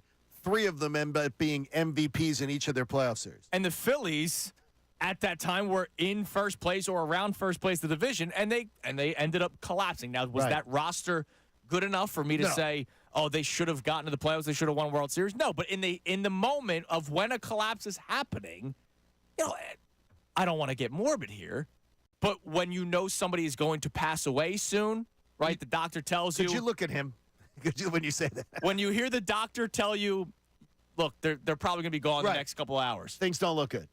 It doesn't mean that when it happens, you're not going to still feel a certain type of way. No, absolutely not. I'm sorry to be morbid, but I knew the Flyers were coming to an end after they lost games 5, 6, 7 in a row. But when the final nail in the coffin goes down, you're going to feel an emotional feeling. And I went into last night saying, maybe they surprised me tonight. And they did surprised you. I texted, they did. Right when it was 1-0, you said, Yeah, oh, exactly. damn. And I go, yeah, they're dead. And then you said, not yet. Not yet. And then Connor goes, now they're dead. At When they were down 2-0. At 2-0. And I went, Unbelievable, man. I'll know. I think I texted to Connor. I'll know when they're, and then within a minute, it was 3-0. And I'm like, okay. So, and I knew at 3-0 that was over. So now I found something interesting during our opening segment. Now we were so focused on the Flyers because that's kind of what made me think of this topic, right? The end of season and how the end of season may cloud your judgment. So if the Sixers were to have an early exit in the playoffs, yes, you're going to look, I'm going to be disappointed too. Okay, let's put it this way. If they lose in the play-in tournament, oh no, that's horrible. Yeah. Either game. All right, let's say sucks big time. All right, let's say they lose to Miami. It's the 7-8 game, and the game's in Miami. They lose that game? That sucks. Move the franchise. No, that sucks because then you're getting Boston. Correct. Then you're getting the terrible and then let's say prize. they lose in the first round of the Boston Celtics. It's terrible. Okay, it's terrible. It's a terrible end, but the thing is, it's a terrible end, but you're letting it cloud the judgment. The fact that Joel Embiid missed 2 months of the season, has played 4 games with this brand new roster, and oh, by the way, of these 4 games, Maxi's been out for 2 of them. If they lose to the Celtics, you will never hear me say disappointing. Yeah, but it sucks. I know you. If they lose in 5 and Embiid has like 2 bad nights. No, if he fails, wait a minute. If your star player, MVP player, fails to show up, my issue will be with Embiid. Who missed 2 months of the season following a surgery. Well, if you show you can perform against coming Detroit, back, against Detroit Pistons, right? Then you just fail to show up. I've seen him fail to show up healthy. I've seen him fail to show up unhealthy. So no, it's not the same level of, let's just say, grace. But the that will be story available. of this season But is I the will fact that never he missed be- 2 months of But it. I will never be killing this Sixers team if they lose to the Celtics, because I don't think. No, I don't right think they now, beat the I don't Celtics think they either. beat the Celtics. If this team loses to, let's say they did play a Giannis, a banged-up Giannis-less Giannis. Bucks, Or Giannis-less Bucks, then I'm yeah. absolutely going to be disappointed. Because, by the way, they're only like 3 games behind the Bucks, and they missed Embiid for 9 weeks. This team shouldn't be expected that it's some big upset if they beat any one of these teams. it should not. ahead of them. It should not be expected The that only way. team- But the only if they team it lose, should be. If they lose, would you be shocked? No. Let's say Embiid and Hield aren't clicking because they've only played 3 or 4 games together, or Embiid and Maxey aren't clicking because they've only had 2 games since Embiid came back. Embiid Even and though Maxey, no, they Embiid and will Maxey click. should click. Right, they should click. But Yes. or Embiid and Oubre aren't clicking. Maybe guys aren't in the right spots because they're not used to playing with Joel Embiid. Kyle Lowry, Bob's talked about it a couple of times. Kyle Lowry is still trying to feel his way back or feel his way through playing with Joel Embiid because it's a totally different beast. And as Bob has talked about on middays, the idea of Kyle Lowry is not also expected to play this many minutes.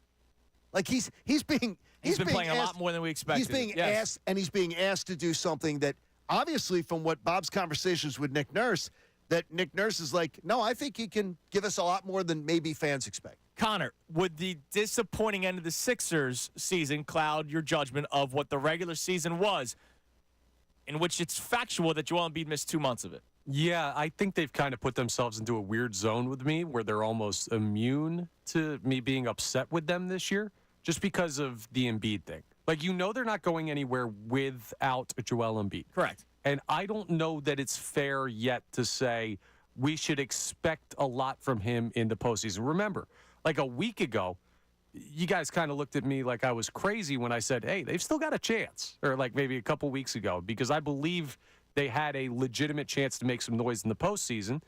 And now they win a couple games, and we're looking at seeding, and we're saying, okay. But ultimately, we have to remember where we were when we were at the point of Joel Embiid possibly returning. I will never accept Connor's view of that. I will never look at it that way. I will look at it as this. Going into the playoffs, if Embiid had played most of the year, I would look at the chances to beat the Celtics or whatever differently. If someone knocks out the Celtics, game on. Game on. Well, I think it's game on for everybody. Right, and the thing is, what happened to Giannis, and that's one of the things about an NBA season. And Bob brought up a really interesting point yesterday in middays. Do you want to play when you're the healthiest?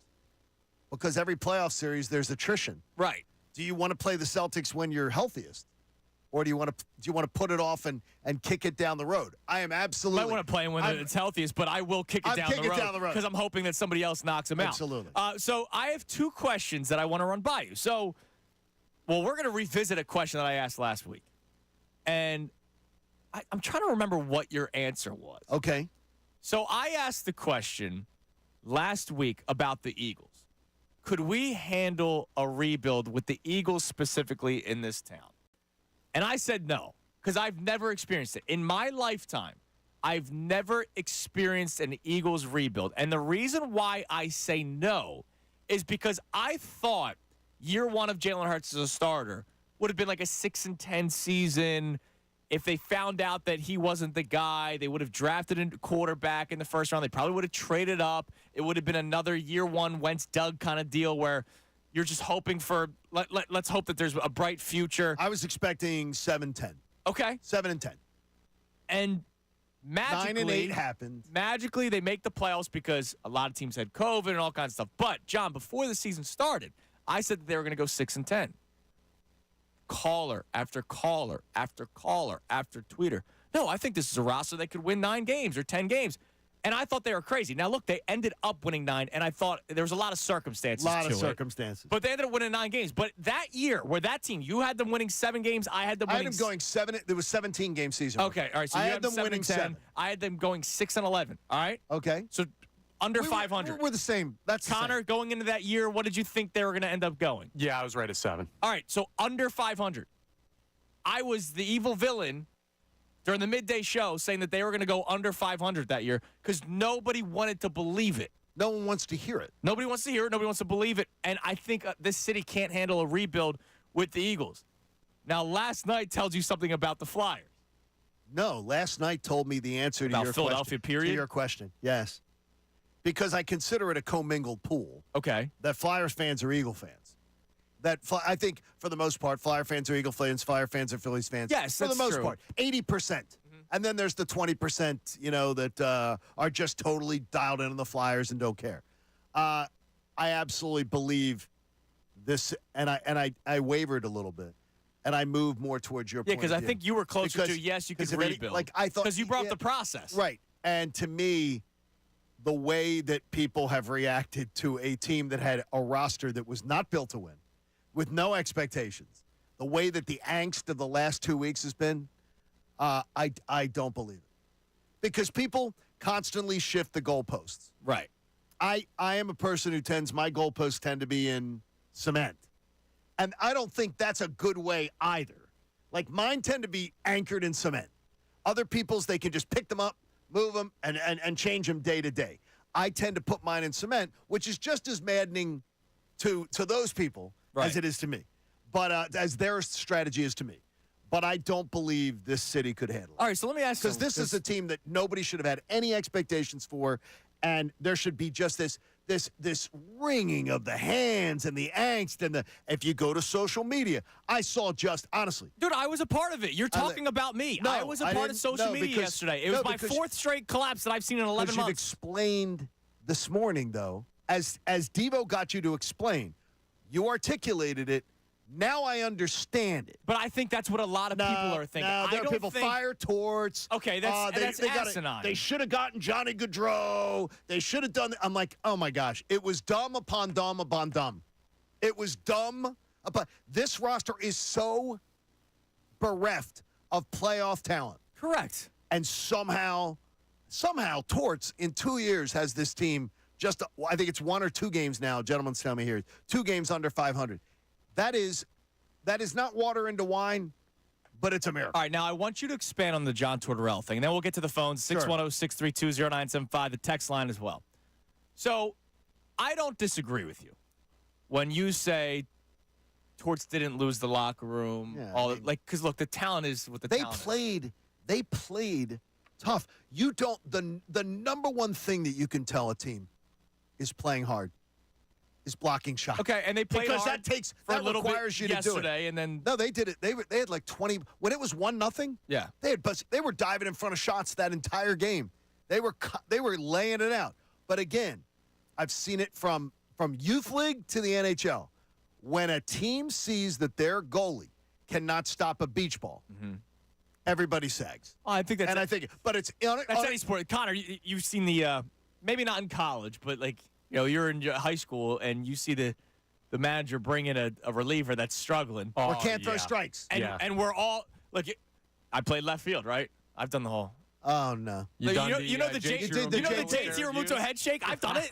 I've done it at high school. So you're right. Like I'm sure it's all sports, right? Everybody, but there's as a professional athlete though, I'm not excusing it. There's no excuse for it. A couple weeks ago, Tyrese Maxey lobbed it to Tobias Harris, and Tobias missed it, and you saw Maxey just do this on the court. It happens all across sports. You're right. It's human nature. Right. All right. Let's go to Joe in Philly. Joe, you're on 97.5 The Fanatic. John Judas, love the new show. Thanks, you, Joe. Just wanted to say, so here's my take with the Flyers, right? Yeah, last night I think was probably the most frustrating game for me because I think they really needed that one the most. But at the same time, we didn't really expect them to be here.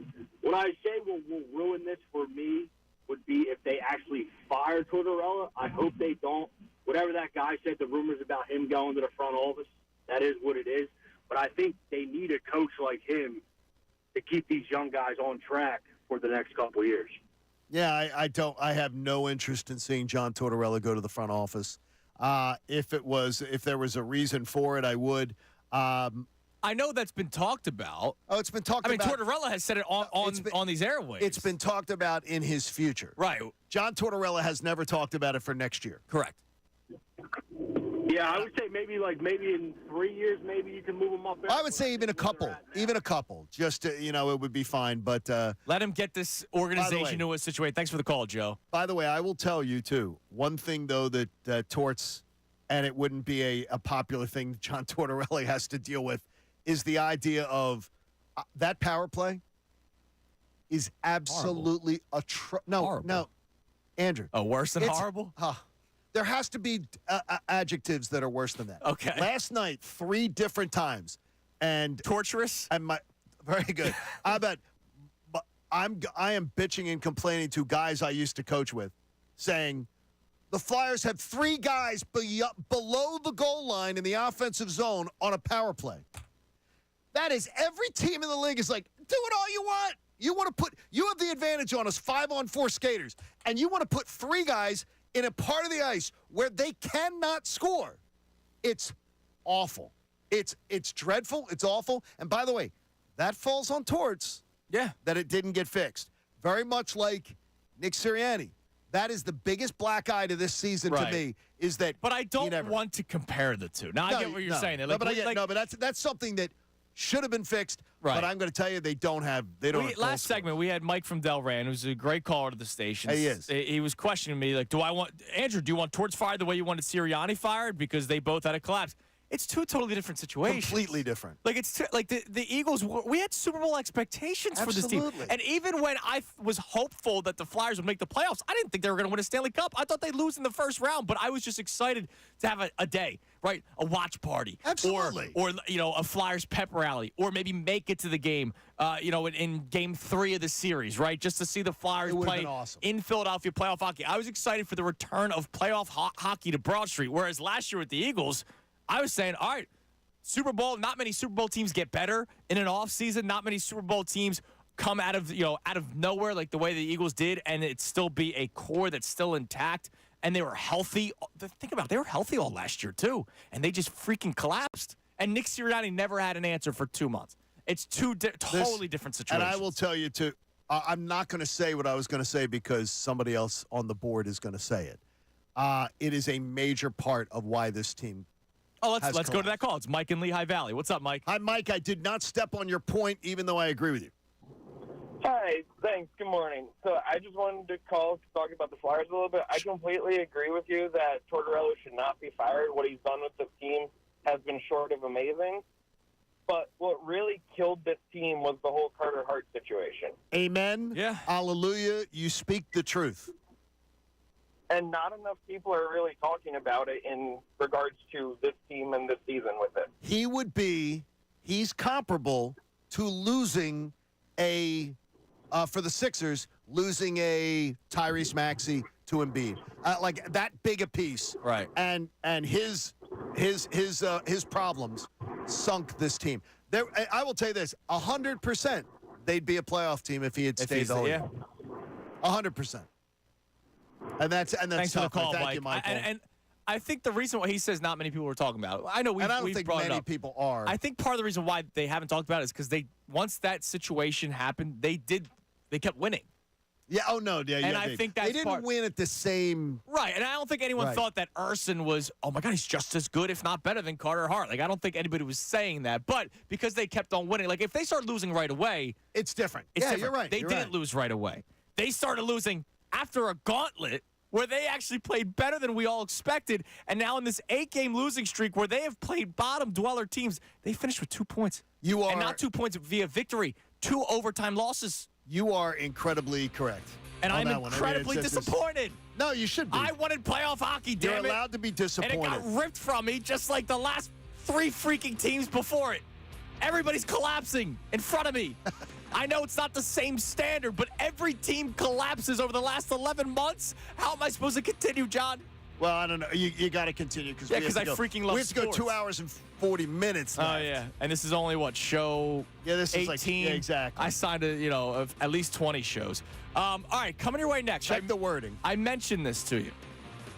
Coming up at 8, we'll speak with Adam Schefter. I have a specific question to see if he has heard anything. And it's coming off of something that Jeff McClain said to us yesterday.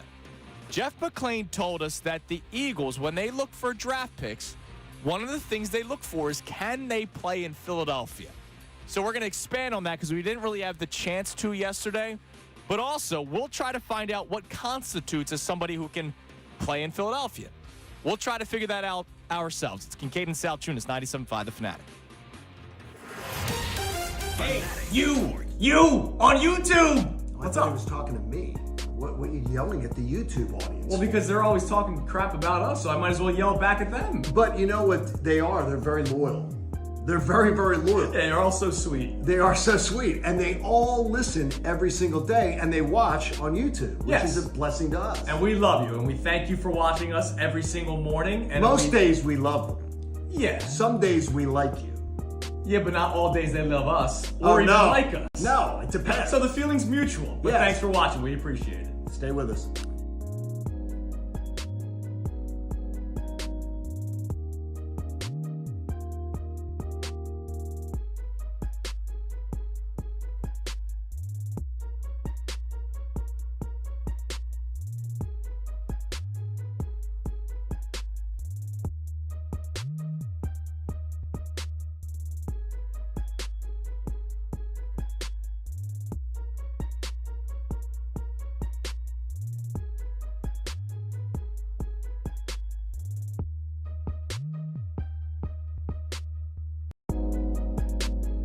As good as Tyrese Maxey is, he can't carry an offense. Not from his position. Not when other teams can so easily stop either him, not easily stop him, but if you design to double team him, or if you design to take the ball out of his hands, other guys have to be there. And once again, last night, you just didn't have it. Tobias Harris was the only other double-digit scorer from the starters. 2 guys, I think it was Council and somebody else, Wilson, off the bench. That got you double figures. So Nick Nurse went to the bench really early. You could see it was just kind of, I'm trying, but you guys just don't have it.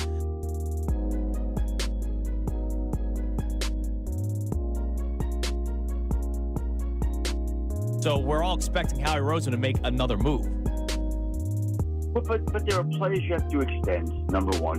You got to account for the draft and the practice squad. How far into the cap are they? I don't know the number off my head. How far into the cap are they?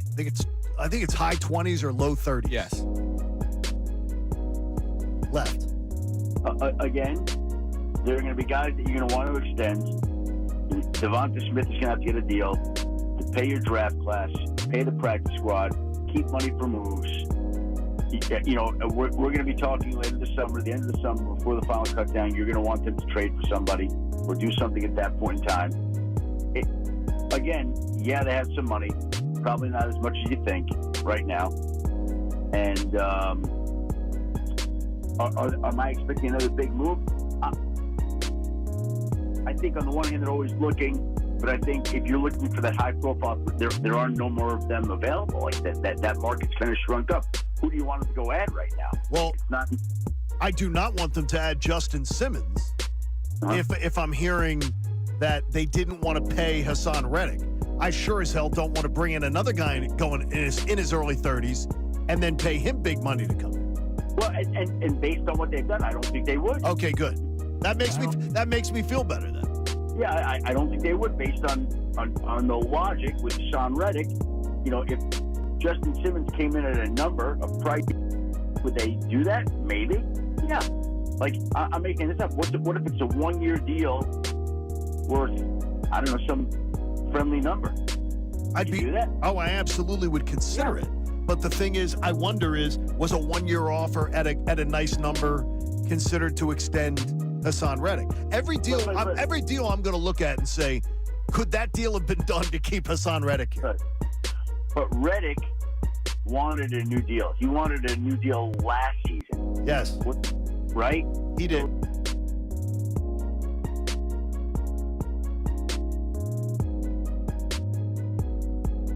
You let the other guy wet his pants because Sam Emerson let in 2 terrible goals. And you go wet his pants. We were literally just talking about how he should have not played. No, they were terrible. No, they were terrible. That is wetting your pants. As a goaltender, he let in 2 goals that the average NHL goaltender does not let in. Those 2 goals were terrible. They were horrible. They were. The guys were playing pretty much all season long out of necessity. And I said that. There's a lot of it. Okay, a big reason. They lost their goaltender. Andrew, all that praise. I praised him all year long. But the bottom line is the coach knew the backup goalie was ready to play. And he didn't play him.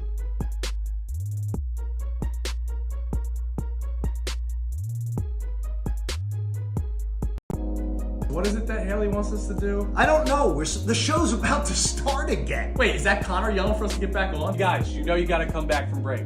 So just zip it. All right. Let's go. See you guys. Hey, you on YouTube. I thought he was talking to me.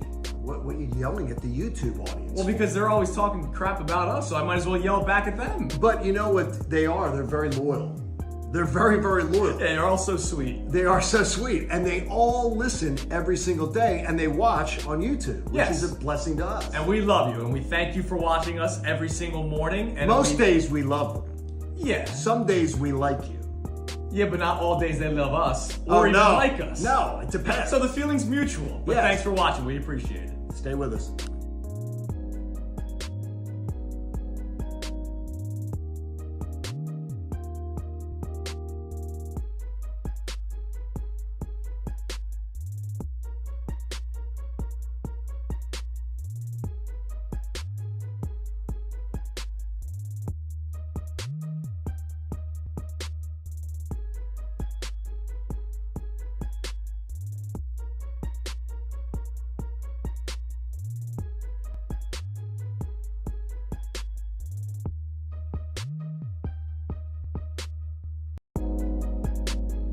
As good as Tyrese Maxey is, he can't carry an offense. Not from his position. Not when other teams can so easily stop either him, not easily stop him, but if you design to double team him, or if you design to take the ball out of his hands, other guys have to be there. And once again, last night, you just didn't have it. Tobias Harris was the only other double-digit scorer from the starters. 2 guys, I think it was Council and somebody else, Wilson, off the bench. That got you double figures. So Nick Nurse went to the bench really early. You could see it was just kind of, I'm trying, but you guys just don't have it.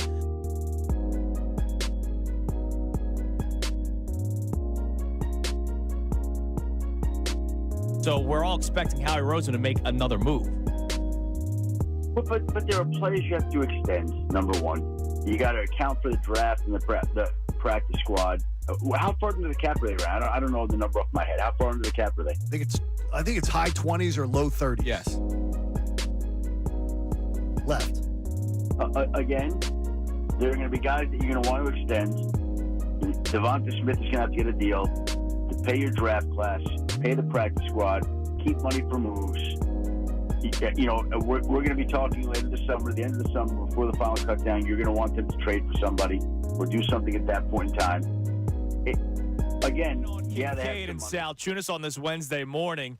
Haven't really mentioned it much at all so far to start the show. Phillies lose to the Cardinals. I know Connor's been doing it in the updates. Phillies lose 3-0 yesterday. Hitting season did not exist yesterday. Yeah, and it's hitting season was back. What was it below? It was below 70. Yeah, you got to be 75 and up. Oh, okay. It's amazing. We'll get there. You know what we need to do? This will get me to do something that I never would advocate for. Build a dome. Build a dome. And just pump in heat, man. That hitting season could begin at any time. So it shouldn't be called hitting season because if they hit well 2 nights ago but then didn't hit well yesterday, it should just be hitting weather. It should be hitting excuses. Hitting excuses. I think they should just That's what it elevate is. Citizens Bank Park. Like, add the elevation till we're a mile high. Okay. Just play on like a pillar. Let's do that. So they lose 3-0 yesterday, did nothing offensively, and it sucks. It's the third straight out of 3 wasted outings from Zach Wheeler, who what's his ERA now? I guess this morning that it was 2. His ERA is 1.89. That's unreal. He has a whip of .89. He has struck out 20 batters and has walked just 2. Okay, your breakup. Now this is frustrating. And he is 0-2 to start the season and a no decision in opening day when they were winning and the bullpen fell apart. They're winning 2-0 and they needed 9 outs. Yes. Yes. It's Connor been, and I remember it well. It's been it's quite a day. A rough go, not for Zach Wheeler, but in games in which Zach Wheeler starts, they are 0-3, and he's been tremendous. I know he gave up a home run yesterday to, what was it, Gourmet? Oh, wait a minute. He gave up a solo home run? Yeah, it was a shot. It was a nice swing. With this offense, that should never be an issue. Even if it's they lose 3-2, you're bummed out, but they lost 3-0. If his ERA is in the 2s, Zach Wheeler should be a 17-game winner with his club, 16-game winner with his club. Yeah, well, unfortunately, he is 0-2 and also has a no decision. Then we have to keep an eye on JT Realmuto. He took a bouncing ball off his throat. Just a bruise, right, Connor? They didn't say like anything serious. They checked him for a concussion. No concussion. It's a neck contusion is what it's being called. How could you get a concussion getting hit in the throat? Well, a concussion Everything is just rattles. a shaking of the brain. Yeah, everything so rattles. If you snap your head back. All I can tell you is that I immediately was like, there's things that you just go, oh. Yeah, that was one's awful. tough. Now, good takeaway. Turner, 2 more hits yesterday. So That is a nice takeaway. Hopefully that continues. That's back-to-back games with multi-hit games for Trey Turner. Stott's struggling. Stott is struggling. He was going into the game batting 200. I'm guessing that dipped after going 1 for 4, or maybe that climbed up after going 1 for 4. He's hitting 206 now, so his average went up after his 1 for 4 performance. Marsh is just raking. Marsh is fine, yes. He's having a hell of a start to the season, and Castellanos had 2 hits yesterday. So that's nice to see. We talked about Rojas and Trey Turner yesterday. We were happy for them to put bat on ball. Nick Castellanos going 2 for 4 yesterday. We'll give him a little golf clap. Attaboy. For getting 2 hits and raising his batting average from 114 to 154. So, hitting season for Nick Castellanos. Is he hitting? He's hitting above now, Rojas. Let's or see. is he tied with Rojas? Rojas went 0 for 1 yesterday. Rojas is now batting 148, so he's a little ahead. He's ahead of Johan Rojas. Quite a battle. That's the standard right there. The standard is the standard. The standard is if you're batting below Johan Rojas, you are in trouble. You should not be in the everyday line. I am not doing an everyday show with Jalen Hurts reading T-shirts to me. Standard is the standard. So stop this All crap. right, well, speaking of the Eagles, we had Jeff McClain on yesterday. And it's funny. So, we were talking about the draft because we're 2 weeks to it. Tomorrow will be 2 weeks until the NFL draft. And we started getting more into the draft talk with Jeff McClain because there's no real storyline. Like the Son Reddick trade happened. We talked to him about that last week. Now we're just kind of in that mode of what are you hearing? What might they do come draft day? Are they going to use all 3 picks in the first and then 2 in the second round? He brought up James Bradberry again. He thinks that Bradberry, there will be a replacement. We ran out of time. I got to ask him next week what he's hearing about Isaiah Rodgers because I feel like we don't talk about Rodgers, and then every once in a while we get the tweet about. I guess until he gets reinstated. Reinstated, right? Which I believe will happen. But he also hasn't played in a while. So what can you expect to see out of Isaiah Rodgers stepping back out onto the field, right? So we'll talk to Jeff about that next week. But when we were getting to the draft, he also just kind of threw in there, and can they play in Philly? And so I followed up with it, and here's what he had to say. It's definitely in there. I mean, it depends on the position. Obviously, a quarterback, it's pretty huge. But, it's like interesting, like Jason Kelsey, during his retirement speech, spoke a little bit about that and how it is tough for guys when they were originally coming here to kind of get the Philadelphia fan base, to get the media, to get how people view the Eagles here in Philadelphia. But they do factor it in. There's no doubt about it. They know that in this town, you need to have a certain fortitude to be able to take the criticism. And I'm not saying it's all good, because sometimes it's bad and it's negative and it's not really, I think, conducive. But ultimately, Philadelphia, they'll tell you the truth. And when players aren't performing, they need to look in the mirror and be honest with themselves. And those, a lot of times, are the guys that do well here, and those are the guys that I think the Eagles are increasingly finding themselves wanting to draft. Now, we have Adam Schefter coming up at 8 o'clock, and I would love to know if he's ever heard, like, what they might do. Like, what is – you only have, 20 – how long are their meetings? 30 minutes to an hour? When they have him in on the combine or pro day or whatever. Yeah. No, there's a limited time. It is. I think it's a 30-minute meeting. So in that limited time, they have to try to figure out, all right, can this guy handle playing in Philadelphia? Now, I think some of it's also where they came out of college. Okay, I'm wrong about that. Okay, and I know it for it's 30 minutes. They have 20 minutes or 30 minutes at the combine. But then they can ask when they interview them. Right. When they bring them in for an interview, different a day. I believe they can take multiple hours. Okay. Because they can sort of work them out and talk to them. And right. So they'll be able to try to find out if that person fits. Now, I want to ask you guys, like, what is a quality that you're going to look in a player? Like, you're Howie Roseman, and you're sitting down and you're interviewing a potential player that could fit around 21, right? That's or 22, wherever they're drafting, right? You go, this guy is on our draft board. What is it that you need to find out in your limited time talking to that person, whether or not they can handle playing in Philadelphia? Because as Jeff says, it does matter. He says, I don't even know if it's that great that we are as passionate or there is as much pressure that we put on some players, because you might miss out on a guy because you don't think that guy can fit in Philadelphia. I'd know before they arrive. A major clue. What's that? What's that clue? Before they arrive, I'd know a major clue. Social media. Yep.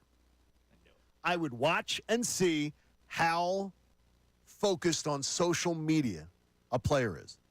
And if it's a player who lives their life on their phone and is constantly tweeting, constantly on their phone, and I can see a documented history. Right. That's why when you see Alabama players and Georgia players, you won't see that. Right, so I was about to ask you. I would look at that and go, that to me, that would be a dead giveaway. Okay. No, it would be a major black mark on my book. Now, there are look, kids live on social media, right? Yeah, they're unless they're taught differently. Unless they're taught differently. You're right, like Alabama and Georgia. But if you're going for a different program, right? Like, let's say it's the third round and you see a guy out of Colorado, right? He's on social media all the time, but how they handle themselves on social media should also be that also is part of it. If a person on social media is, but if I see a heavily engaged social media person, I'm concerned. I really am. I'm concerned by it. See, I don't know what Miles Sanders was like on social media when he was in college, but Miles Sanders was a guy that could not handle himself on social media. Jalen Reagor is the prime example of a guy deleting his account 6 times a season. I don't think Darius Slay handles it like a grown man. And I love, and by the way, I love his game. I would have drafted Darius Slay, though. That's the thing. I love his game, but I don't. But the thing is, when you were drafting Darius Slay, it was a completely different era of social media. Right. But you might miss today, out on a talent like Darius Slay because of what you're saying. If I saw Darius Slay's behavior on social media while he was in college was what we've seen while he's been here, I wouldn't draft him. See, I would think I wouldn't. I'm not trying to go with the easy way out of saying you have to just draft Alabama or Georgia players. I would probably only draft players that went to big colleges where it is different. Like where you're competing, where you know they're hearing it all day. And 10 out of 12 weeks. Well, also, too, I want to know that 10 out of 12 weeks on their college schedule, they went up against bona fide NFL caliber type players on the starting unit of the opposing team. But I think that's just evaluating. That's evaluation. Players. That's not specific to Philadelphia. Now that is the truth. Like the reason why I say like top schools, because you know what it's like in Georgia. Sure. The Georgia Bulldogs are bigger than the Atlanta Braves, right? They're bigger than the Atlanta Falcons, right? No question. So it's not close. A kid coming from Georgia, unfortunately, because they're only 18 years old, has probably heard some pretty vile things from fans, right? Because it's so much different there. A kid from Cal that may not hear it, even though there's a lot of people that go to Cal football games, it might be a different speed. Good buddy of mine's son is Jake Pope. just transferred out of Alabama. Okay. And Jake is now going to be a Georgia Bulldog because when Nick Saban retired, he didn't want to be there anymore. Want to go to Georgia. And Kirby Smart snapped him up immediately. And so Jake's going to be there. But I think it's a different animal for Jake to also be playing in his hometown. I'm sure that helps. He'll be playing 30 miles from. No, I think it can hurt too. Oh, it could hurt. Okay. He's going to be 30 miles from where he grew up. Connor, what would you look into if you were Howie Roseman and you're going, all right, can this guy fit in Philadelphia? What would you look for? Well, I'm starting with sub or hoagie, whatever you say. If you go hoagie, then you're here. Then you're a little better. Yeah, but no, I think it's part of what John's saying with the interaction with social media and everything like that. But I also really think it's a term they've used for a coach before, emotional intelligence. Like, I think you need to consider more in a city like Philadelphia how you handle interaction with other people. There's some organizations that do not care if this guy gets along with like people as much because he's this talented. I think in Philly, that should be nearly equal to the talent on the field is your interaction with people off of it. And I don't think organizations will tell you. This is what's interesting because we're all human, right? Right. Like, no, we don't get it as bad as athletes, but you see, we see crap all the time. You suck, get fired. you're It's like, terrible. oh, Right, thanks. exactly. I have benefits and I can take Thanks, care buddy. of my family doing this job. Like Kenneth Gainwell. Now, should he have DM'd a fan back in the middle of a game? Absolutely not. He shouldn't have DM'd a fan back. Stop it at that. Well, why? Stop it at that. Why? No. He wants to defend himself. He's human. No, you can defend. You don't have to. Again. But sometimes you feel the need to respond. You go, hey, man, why are you going that far? And a lot of fans, in our walk of life too, the second you respond, they go, oh, I didn't mean that, because now they don't want to hurt the person's feelings. I find or whatever. that all the time. Right. There's people who will email you, and they're out to just try to rattle the cage, right? Or they're being jerks. And then you respond. You try to respond with, okay, look, I disagree, or whatever. Have a dialogue. 95% of them end up being like you connect. Oh, I'm sorry. I'm sorry that I was a little harsh in the beginning, right? And I always say you don't have to. Just don't make it. Don't be a jerk. Well, don't be the a guy jerk. tweeting But you don't have to. DMing Kenneth Gainwell was a jerk. DMing, stay off of it. Stay off of DMing. What if people are giving death threats? That we've seen it. I've heard of people many times tell me they're getting death threats. All you got to do, tell the police. Okay. You're getting death threats, and it's funny is rarely does anybody who says that actually produce the death threat. Yeah, I got you. And show it to the police. So we would love to hear from you at 610-632-0975, either on the phone lines or on the text line. If you were to say, let's say you're Howie Roseman. I'm letting you play Howie today. What is it that you're looking into the athlete that you're interviewing and you're trying to find out, can this person play in Philadelphia? Let's expand on that. Coming your way next. Also, I saw a tweet last night about the top talent in this city.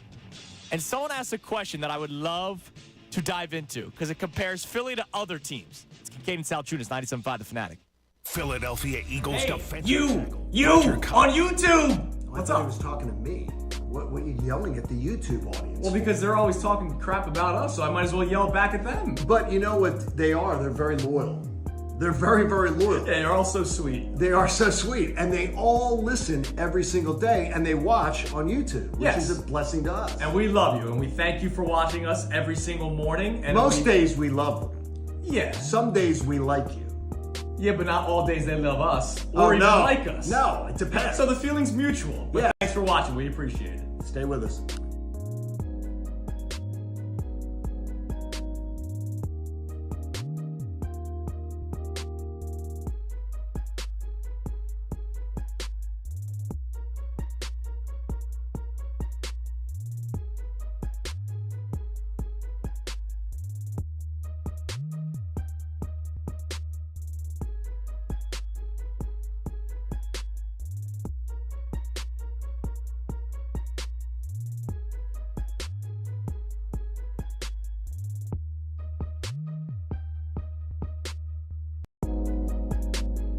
As good as Tyrese Maxey is, he can't carry an offense.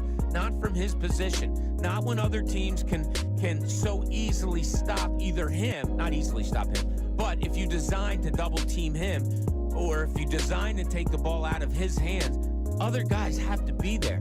And once again, last night, you just didn't have it. Tobias Harris was the only other double-digit scorer from the starters. Two guys, I think it was Council and somebody else, Wilson, off the bench, that got you double figures. So Nick Nurse went to the bench really early. You could see it was just kind of, I'm trying, but you guys just don't have it.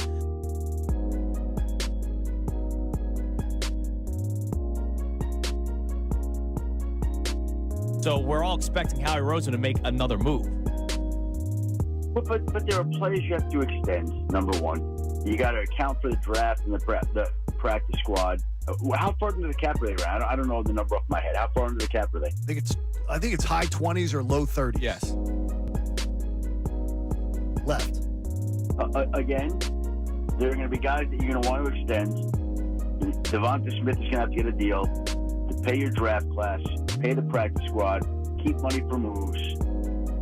You know, we're going to be talking later this summer, the end of the summer, before the final cut down. You're going to want them to trade for somebody or do something at that point in time. Again, yeah, they have some money, probably not as much as you think right now. And am I expecting another big move? I think on the one hand, they're always looking, but I think if you're looking for that high profile, there are no more of them available. Like that market's kind of shrunk up. Who do you want them to go add right now? Well, I do not want them to add Justin Simmons. If I'm hearing that they didn't want to pay Hassan Reddick, I sure as hell don't want to bring in another guy going in his early 30s and then pay him big money to come in.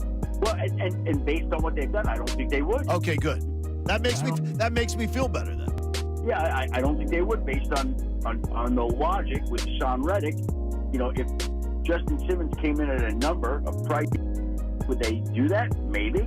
Yeah. Like, I'm making this up. What if it's a 1-year deal worth, I don't know, some friendly number? I'd do that. Oh, I absolutely would consider it. But the thing is, I wonder was a 1-year offer at a nice number considered to extend Hassan Reddick? Every deal I'm going to look at and say, could that deal have been done to keep Hassan Reddick here? But Reddick wanted a new deal. He wanted a new deal last season. Yes. Right? He did.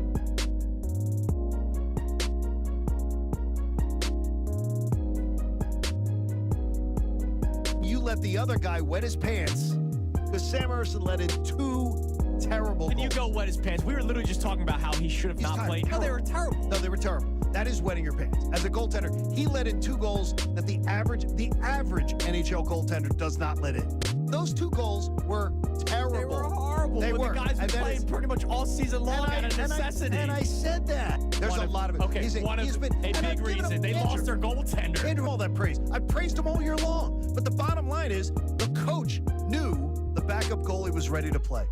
And he didn't play him.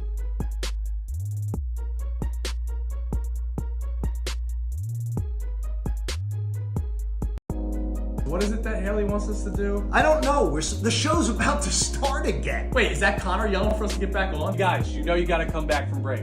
So just zip it. It is a Wednesday, which means Adam Schefter joins us coming up at 8 o'clock. So we'll talk to Shefty about all kinds of stuff, right? We're getting closer to the NFL draft. We'll start hearing what he thinks might be happening. You asked a great question with Jeff yesterday. Like, how do you know if it's real or not, the information that you're getting? Because I heard that is as Chris Mortensen, God rest his soul, said to me, he believes there was more misinformation being spread by general managers and teams than information. So we'll talk to Shefty about that. And I want to ask Adam about maybe the evaluation process. And it doesn't have to be specifically Philly. Because let's face it, we are not the only ravenous sports city in the United States, right?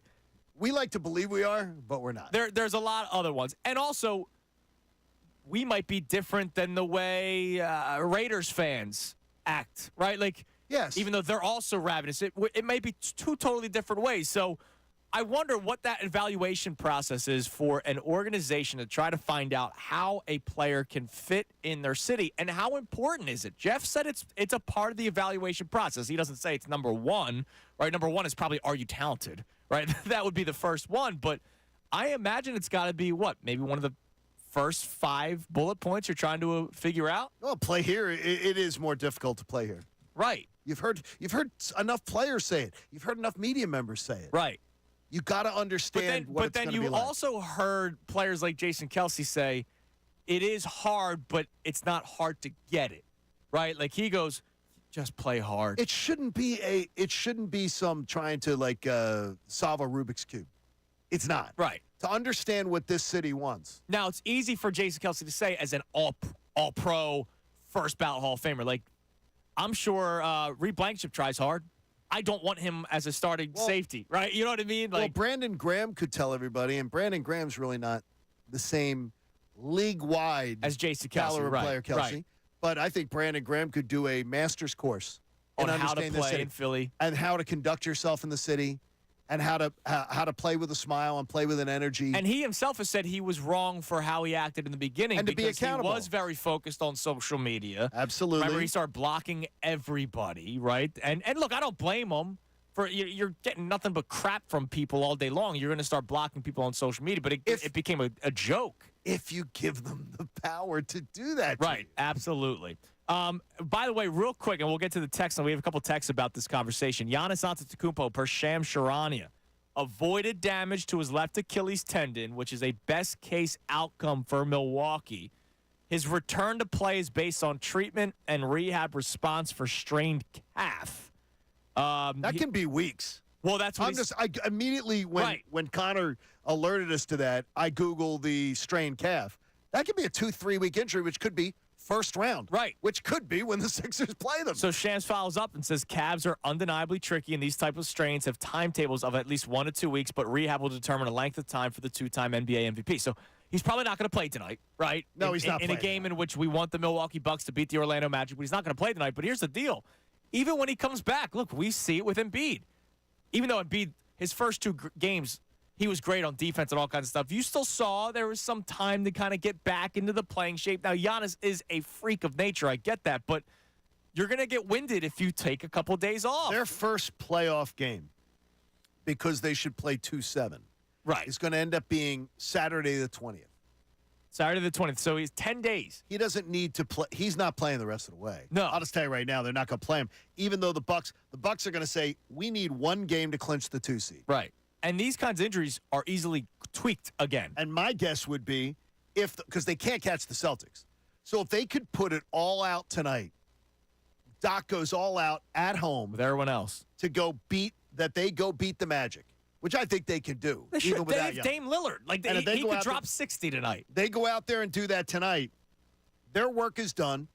They're going to be the 2 seed. They rest people. And they can rest people for 10 full days. Okay. That's pretty good. All right, Connor, we have somebody on the text line about playing, how you would evaluate somebody playing in Philadelphia. Yeah, they bring up the emotional intelligence point that we were talking about last segment and saying regarding emotional intelligence, I think it's a reach to place such high expectations on a draft pick or someone you want to play in the city while your head coach doesn't display enough of it. I love that answer. Who is that? No name on that one. Oh, no name on that one. No name, you're brilliant. Because it's one of the things that It is interesting. I will tell you this. I always felt that way about John Chaney at Temple. And I broadcast Temple games when I was in college and everything. But I always didn't understand preaching discipline, and being one of the most undisciplined individuals that I've ever seen as you coached a game. I never understood the conflicting messages.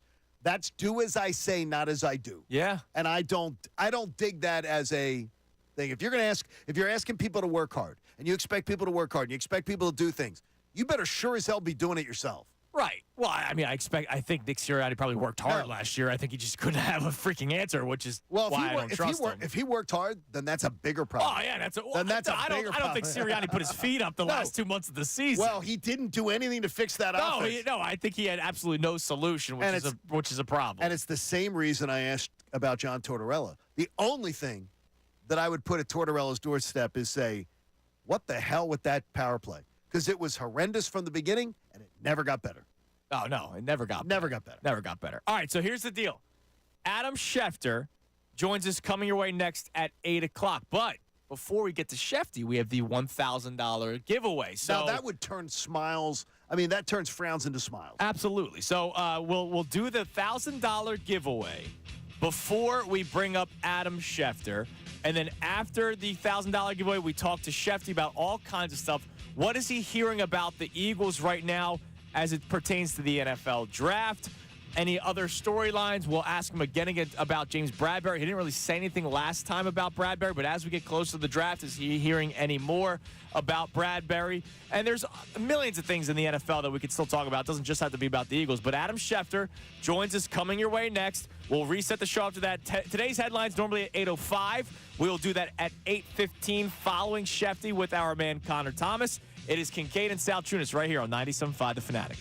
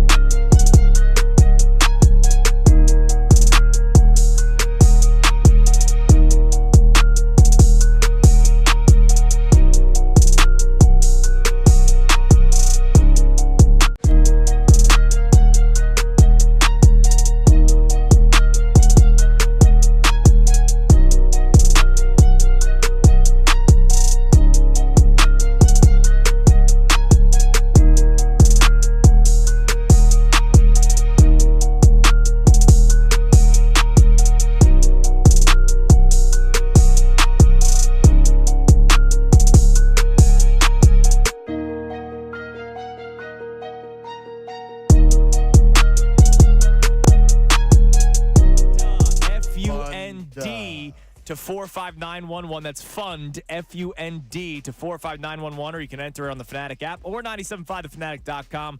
One winner selected at random will win $1,000 in this company-wide contest. Winners will get a call from Beasley, so be sure to answer your phone. Complete rules at 975thefanatic.com. 975 The Fanatic signing bonus is presented by Rand Spear, the accident lawyer. Demand Rand for justice. Please never text and drive. Good luck. This is Kincade and Salciunas, Philadelphia Sports Talk.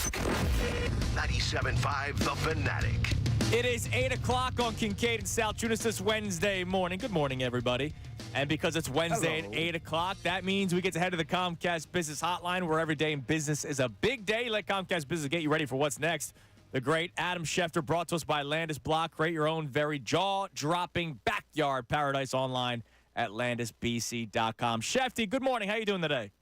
Andrew, John, what is going on today? We're a little bit closer to the NFL draft. That's really it. There's not as many Eagles storylines right now, but we're getting closer to the NFL draft. 15 days. And we know that Howie Roseman will probably not sit on his hands, Shefty. Never does, and probably in his office right now, plotting. Actually, he's probably working out right now, plotting.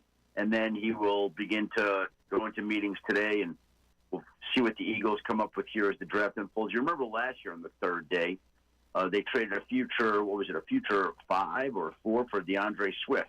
And that seemed to work out pretty well for the Eagles. And they're always looking. I mean, that's just what they've done through time, through the years, and they'll keep doing that this upcoming year and every year that the draft is held. Do you believe it's because of the salary cap flexibility the teams have now, where we're seeing bigger jumps in available cash, that more trades happen? And do you think the most advantageous time for teams to trade is actually around the draft? Well, I don't know that that's the most advantageous time. It feels like players are discounted around the draft, is what it feels like to me. Certain players are not. Like if you want to go trade for T. Higgins, I'm sure it's going to cost you a second-round draft pick. Now, is that discounted? I don't know. Like ordinarily, you'd think of T. Higgins as a first-round talent, but he might wind up going for 2, so it just depends. DeAndre Swift, the day 2, day 3 trade, those guys are discounted.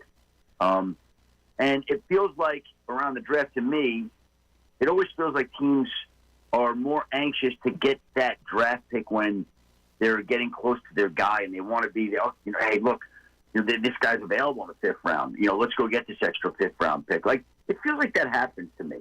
It also could just be that teams are looking to unload players at that point in time. But when you get to the draft, most of these moves are made, and so teams are just fine-tuning their roster from that point on. Adam, we got into a conversation about the evaluation process of selecting a player. Now, obviously, I imagine number one is talent. But how important or how high up in the evaluation process is it for a GM or an owner to find out if a player can play in the city that they'll be drafted by? In this case, Philadelphia, but Philadelphia's not the only crazy football town. How important is that in the draft evaluation process?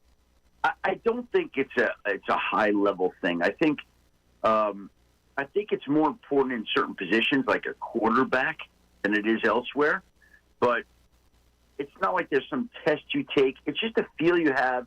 You see the disposition the player has, and you do your best to judge. Now, who was the one that was saying yesterday? Somebody was saying like Caleb Williams never has been challenged, and what's going to happen when he gets called out, which inevitably at some point he will in Chicago, and you don't know what happens at that point in time. But somebody like that is talented enough, you'd like to think that they'd overcome it. But certainly the pressure of cities does contribute to the mental destruction of players. We've seen it over time. And it's just a hard thing to pinpoint. I don't know how you figure that out exactly. You could see that certain people are more sensitive than others. But it enters into the decision. Hey, how do you think this guy would do in this city? But no, the film, the tape, the talent, the technique, right. The drills, that to me is more important. Now, how do you think? I know you said it's hard to pinpoint, but what do you think goes into that evaluation process? Like John, we talked about it right before we brought you on, and John said maybe social media is the first thing that some teams look at. Like, do you have any idea what that process might be? Yeah, well, honestly, I think it's largely interviews. I think teams go back and look at how these players have interacted publicly through social media, through press conferences. I think that there are coaches who have intentionally challenged these guys in meetings, like, hey, man, boy, that was an awful game you played. Like, that was terrible. What was that like? You know, I think they want to try to push buttons on guys just to see how they react. I think sometimes it comes, you know, I've had front office people who always talk to the people that are shuttling the players from the airport to the facility, that the people that are kind of taking them from the hotel over to the facility. You know, what was it that you encountered? So there's all kinds of ways, and there's no surefire answer to that other than it's in your gut. You know, how do you feel when you're interacting with somebody at the radio station and you have a feeling you know how they would react in a certain, you know, this is not going to go well. How do you know that? Well, it's just you've been around that guy or that person or that woman, right? You know. And I think that's the job of these front offices, is to immerse themselves enough in these guys that they're interested in, and they have a feel for these particular guys, as good a feel as they could have, and make the best decisions, most informed decisions that they can.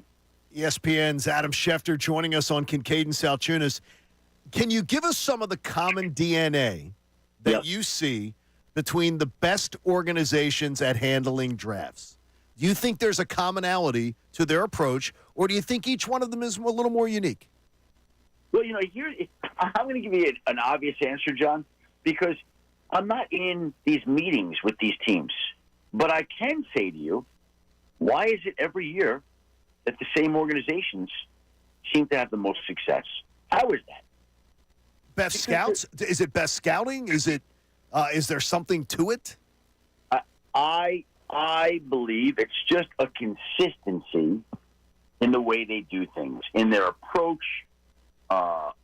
They set their board. They believe in their board. They tweak their board as needed, but they're not getting too overreactive. I think that, again, why is it certain people at your station, why are certain salespeople producing every single year? Why is that? Well, because they have Adam Schefter, brought to you by Landis Block. Well, that absolutely doesn't hurt either. That's the obvious answer. Or the Comcast Business Studios too. I mean, it's what you bring to the table there.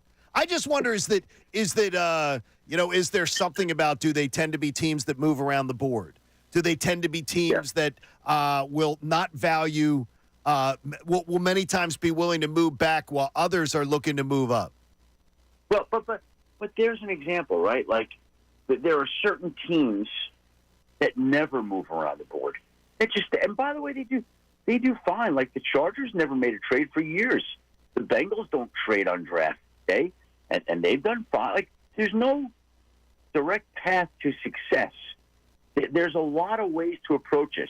But to get back to your initial question, why does it seem like the Ravens draft well every year, the Eagles draft well every year? I mean, it just seems like the same teams have success on a regular basis. Look, there's going to be off picks and down drafts and whatnot, and that happens, but you overcome that. And so,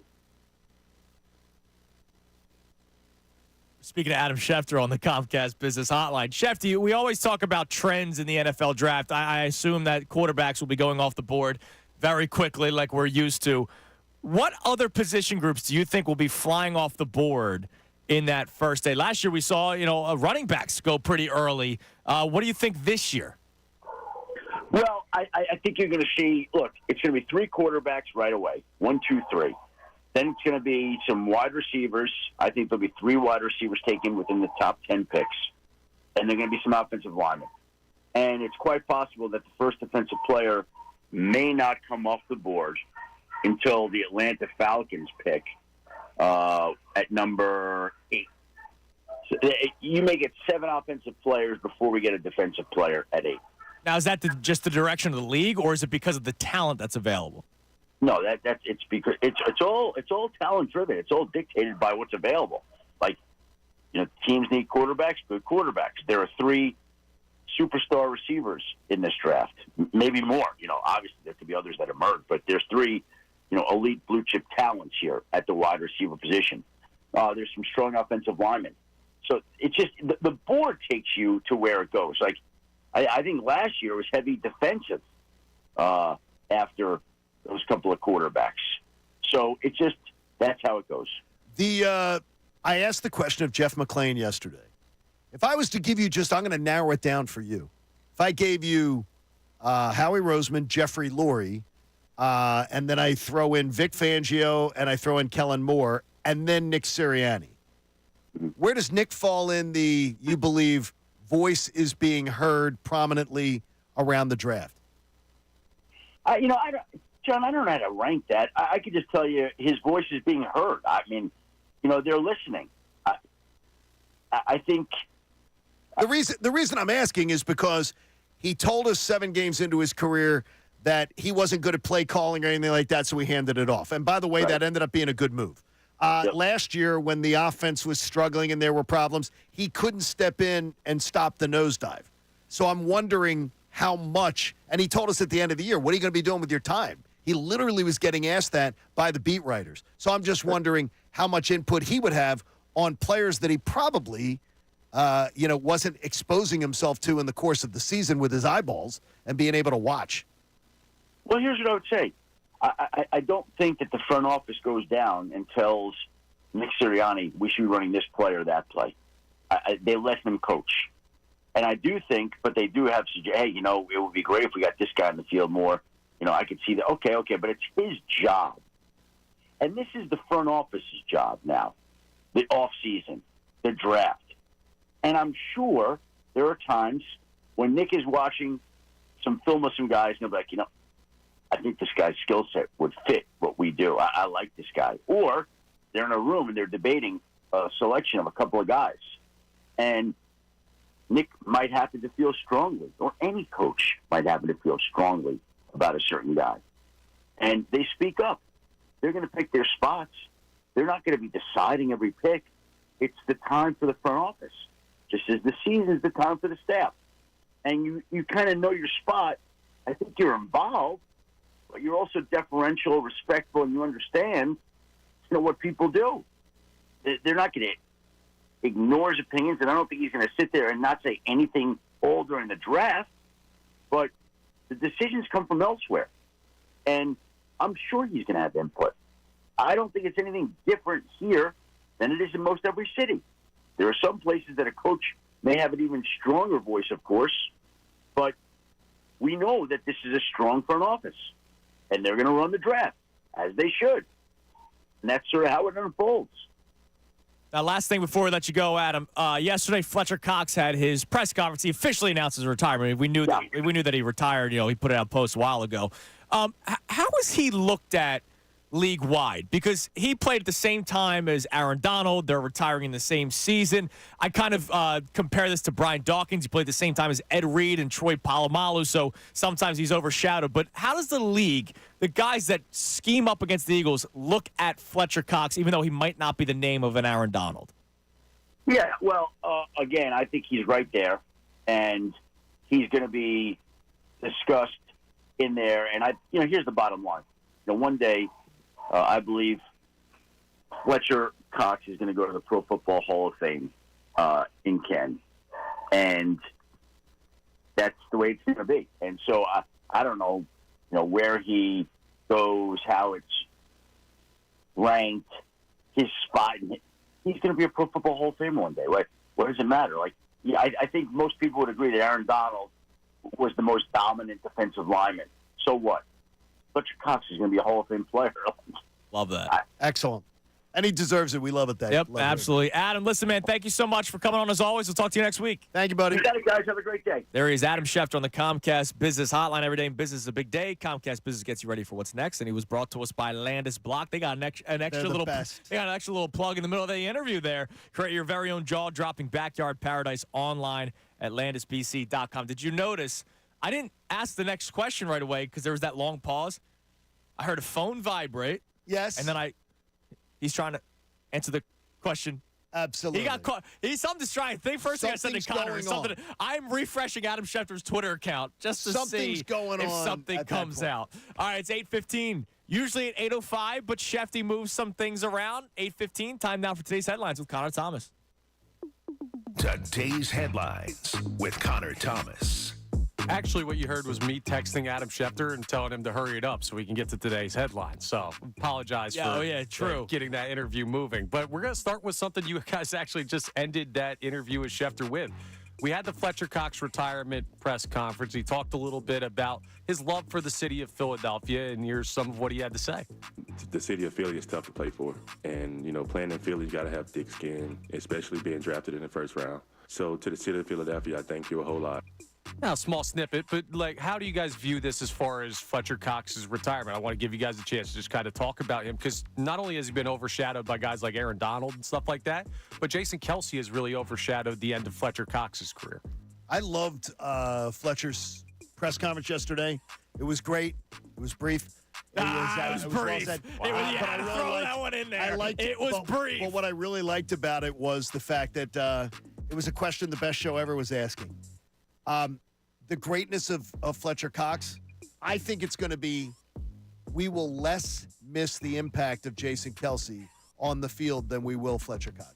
Right, because Fletcher Cox last year played at a high level, and now you have Jason Kelce's replacement. Now, will I think Cam Jurgens plays at an all-pro level? No, I do not, but you drafted him for a reason, whereas you did draft Jalen Carter to eventually probably replace Fletcher Cox or to just be a beast, right? So we'll see. But he played at a high level, and look, when he started, he didn't really slow down. Neither did Jason Kelce. I think it's a toss-up, honestly. I think he was absolutely fantastic. I think the Eagles are in a better position to survive the exit, and that was yesterday's discussion on. I love that you said brief. You had to throw in brief. No, it was brief. Yeah, and Jason Kelce's wasn't, and I loved it. Oh, I didn't. I'm just saying how I enjoyed the brevity of it. We'll keep this brief and move on, but I got to change the music real quick for this next one. So today, we have the Masters Par 3 contest. First off, are you guys interested in watching it at all? Do you follow the Par 3 contest? I do not watch it. I will watch the highlights that people post. I have attended 3 of them, and it's cool. It's cool. I'd rather watch. I'm looking forward to the tournament. I'm looking forward to the tournament. 100%. But here's what I'll ask you, because you see kids sometimes play, caddies get a shot sometimes because it's family stuff. It's a 9-hole par 27 course, ranging from 70 to 140 yards the holes. Yes. What do you guys shoot? What am I shooting? Oh, I know how. I've seen the greens. Can you break 40? Dude, I'm not trying to be like that guy. I'm worse on par 3s than I am par 5s because I can at least hit it. I'm worse far, and hopefully my short game's horrible. You could not. I will tell you this: if you are not a single-digit handicap, you absolutely are not breaking 40. Yeah, I'm 13 over in 9 holes. You are not breaking 40. If you are not a single-digit handicap player. I'm breaking 40. If I'm averaging a 5 on par 3s, that's a 45. I'm not breaking 40. Connor, I don't think you could get the ball to sit on greens. On these greens, I don't think you could be able to. A 70-yard hole? You can't. You're not playing John F. Byrne in the Northeast, brother. You're playing Augusta. And these greens are like the hood of a car, and the undulation is wild. It is so much fun to watch this, though. Yeah. It is fun. If I'm in front of around the TV, I will absolutely. We got Phillies afternoon. I'm Phillies afternoon before you and I at Maxie's. Okay, yeah. You and I at Maxie's, a little Phillies. Little par 3 tournament. Beautiful. All right, let's bring back the music up for one more thing, friends. right? So we had an interesting Instagram Live. Right? Sorry, Vern's done. No more 16. I think Vern has done that. Yeah, that sucks. All right, go ahead. Sorry. Wow, what do you got to do? Well, this guy was done with his live appearance on social media yesterday. So during the eclipse, or 2 days ago, Deebo Samuel joined A.J. Brown for a little bit of a viewing party, and he was promptly bullied off the stream by don't Eagles agree fans with this at all, but go ahead. commenting. So here's a little bit of this sound. Be careful what you say on here now. What's down, man? You know my people don't like you. I ain't got time for this. You know my people don't like you. Dang, your people already talking about El Debo. Yeah, I'm about to go on and get on about it. AJ's right. Our people don't like him. Then no one in Philly likes Debo, and he quickly left the stream I don't think he got off because people were saying bleep Debo. What did he expect? I don't know, man. What did he expect? He's been talking nonstop smack, which, by the way, we're going to get into some more of that. Because, and then he runs. He cuts and then he runs. And that is that I love his talent. Absolutely. I just don't like the makeup of that 49er. The most egregious one. So we have our Temple Day today where we're talking to the students. The most egregious one was former Temple alum Zach Gelb. Oh yeah. And did you hear this? No. Oh, did you miss this? So Zach had him on. Mean when Zach had? Oh no. Had him on his national show. No, I did. Yeah. And he started asking him about all the trash talk post NFC Championship game. And Debo Samuel goes, "I got to go." And I don't want to talk. He walked out. Gives the phone to the PR person. The PR person gets on the live radio. Right. Debo's got to go to practice now. Because he didn't want to answer the questions. Debo is very good at running from what he says. Right. I love an outspoken athlete, but at least have the guts to stick around and back up your point of view. Right, absolutely. All right, coming your way next. There was a tweet yesterday about Bryce Harper, Joel Embiid, and Jalen Hurts being a three-headed monster. And then somebody asked an incredible question. If any other city has something like this. We'll talk about it next. We'll discuss it because I think John also has a spin on it. Oh, I do. That I find interesting. I do. It's Kincade and Salciunas, 97.5 The Fanatic. What's up, Haley? Oh, wait a minute. You're trying to make sure that the YouTube audience knows that there are always great clips of the show available. So you can go back and you can find out where Andrew was wrong in an argument. No. Where I was right, because that's pretty much how everything shows. I don't find it that way, but it's interesting is that sometimes it allows you to figure out that Andrew's very passionate about subjects. That's true. But then when he gets into a more logical argument and debate, I manage to move him over. Well, that's because you always try to skew the polls your way. I sort of do. Yeah, that is. You're taking him behind the scenes. Thanks for watching. We appreciate you, YouTube audience. Thanks.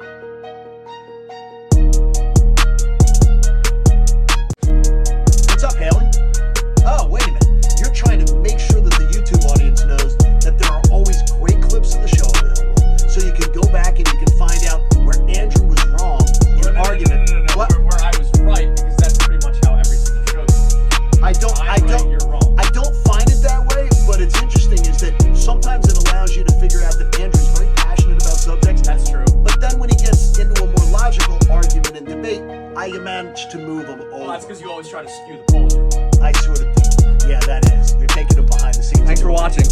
We appreciate you, YouTube audience. Thanks.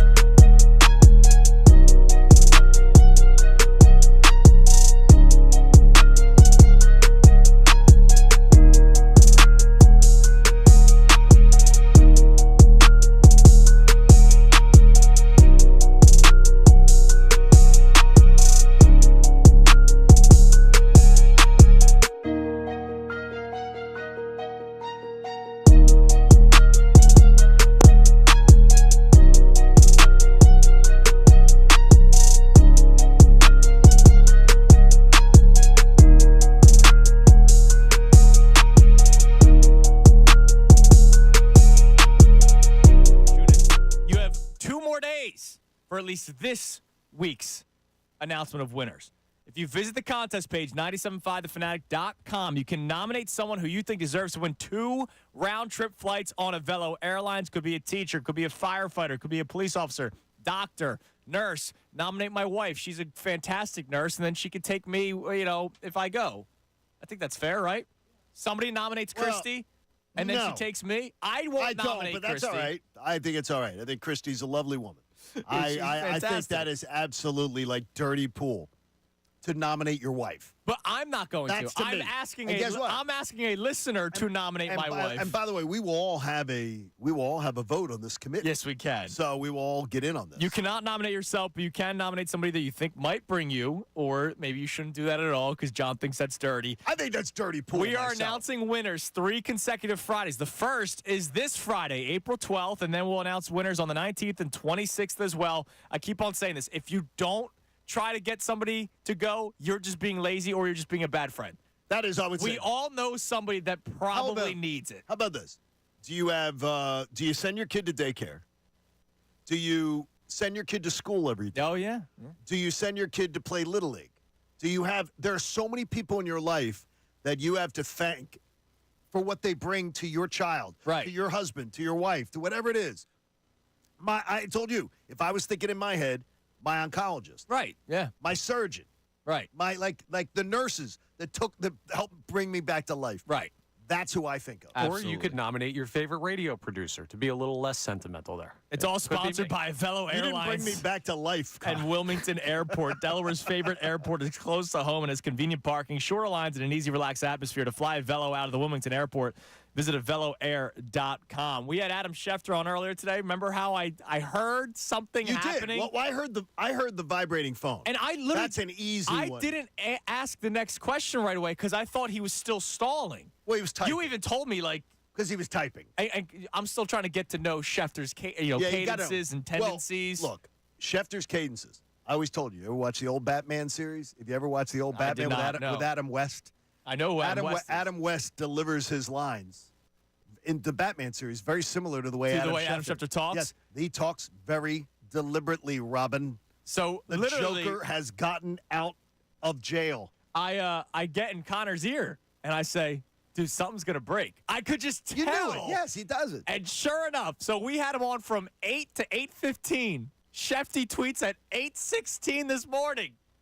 Pro Bowl linebacker Josh Allen reached agreement on a 5-year, $150 million contract that includes $88 million guaranteed, sources tell ESPN. That source was the GM of the Jaguars probably, or the agent. Actually, he's probably the agent because he added in that the deal was negotiated by WME Sports. So it was probably the agent texted Schefter while he was on the air with us and then breaks the news on Twitter. He couldn't throw us a bone. There you go. Come on, man. He couldn't.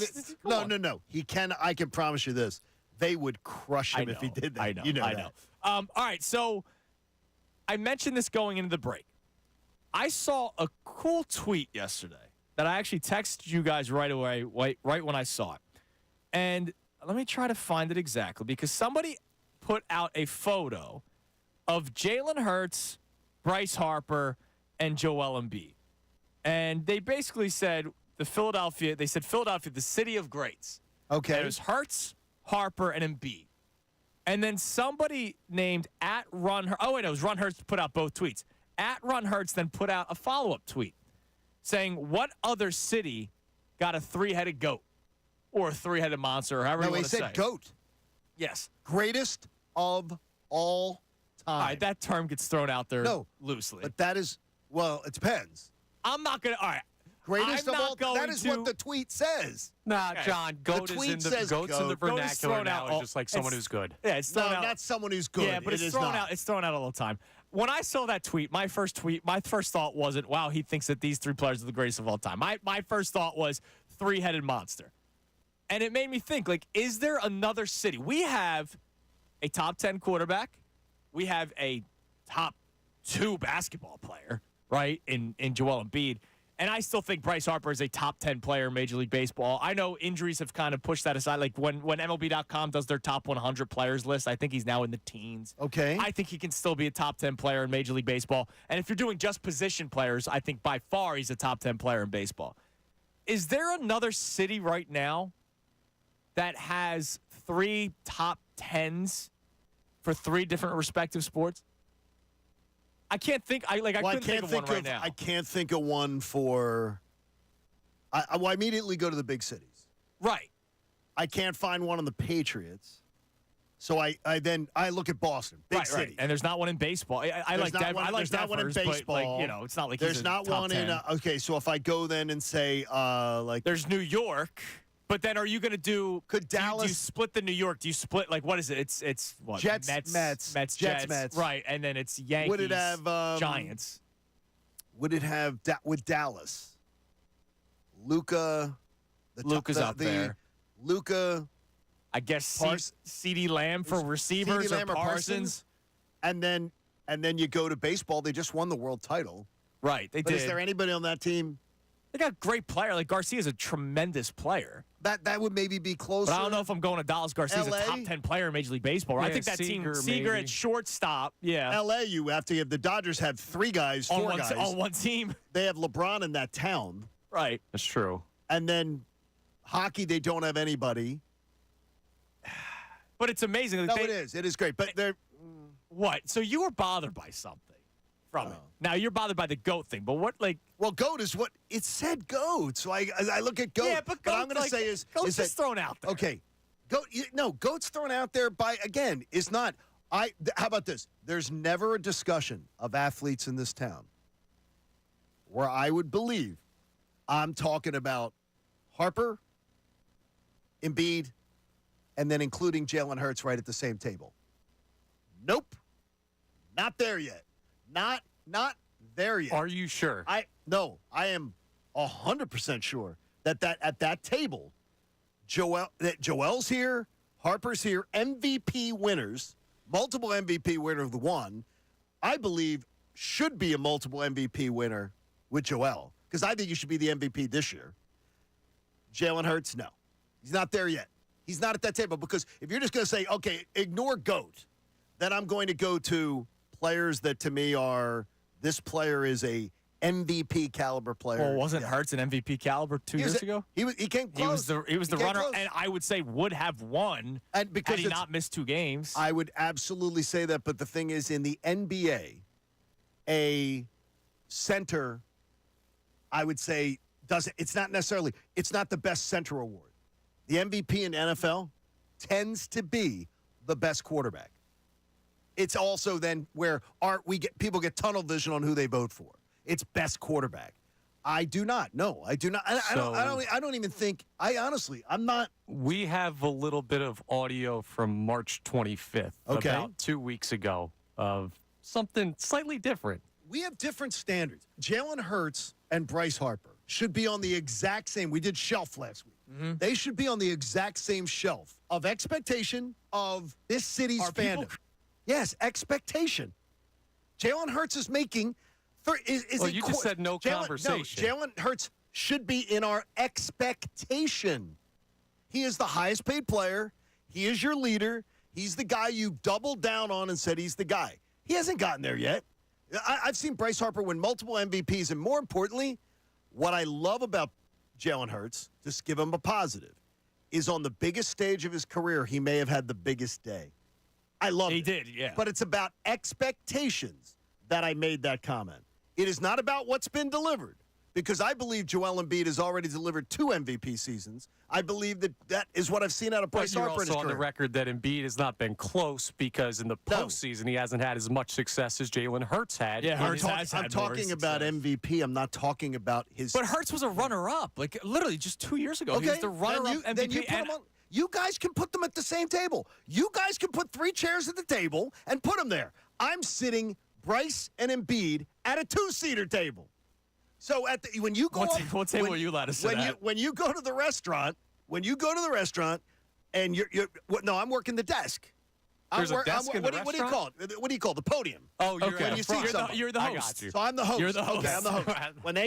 When Joel Embiid comes in and Bryce Harper comes in, they sit at a 2-top. You're putting Jalen near the bathroom? No, I'm not sitting near the bathroom. Hit by the door every time it opens up. You know where Jalen can sit? Jalen can sit with A.J. Brown. Jalen can sit with Kyle Schwarber. Okay. Jalen can sit with that table. In fact, I'm getting them one of those big tables.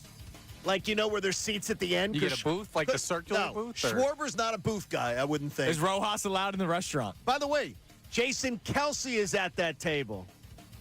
He's sitting at the end, The too. restaurant's named after Jason Kelce. It's called Kelsey's. All right, so we'll continue this conversation. The three-headed monster. Where is Hurts, Embiid, and Harper? Whether you want to put Hurts on that same level playing field or not. But I love the tweet. I saw that the three of those guys are a three-headed monster. Is there another city that rivals the Philadelphia three-headed monster? We'll also reset the show because obviously having Adam Schefter on kind of changes the conversation a little bit. And we got to dust off Kincaid's calculator. Because yesterday was a big night for the Sixers with their win and a Magic loss. How did that change the Eastern Conference? It's Kincade and Salciunas, 97.5 The Fanatic. Philadelphia's sports station for breaking news has you covered on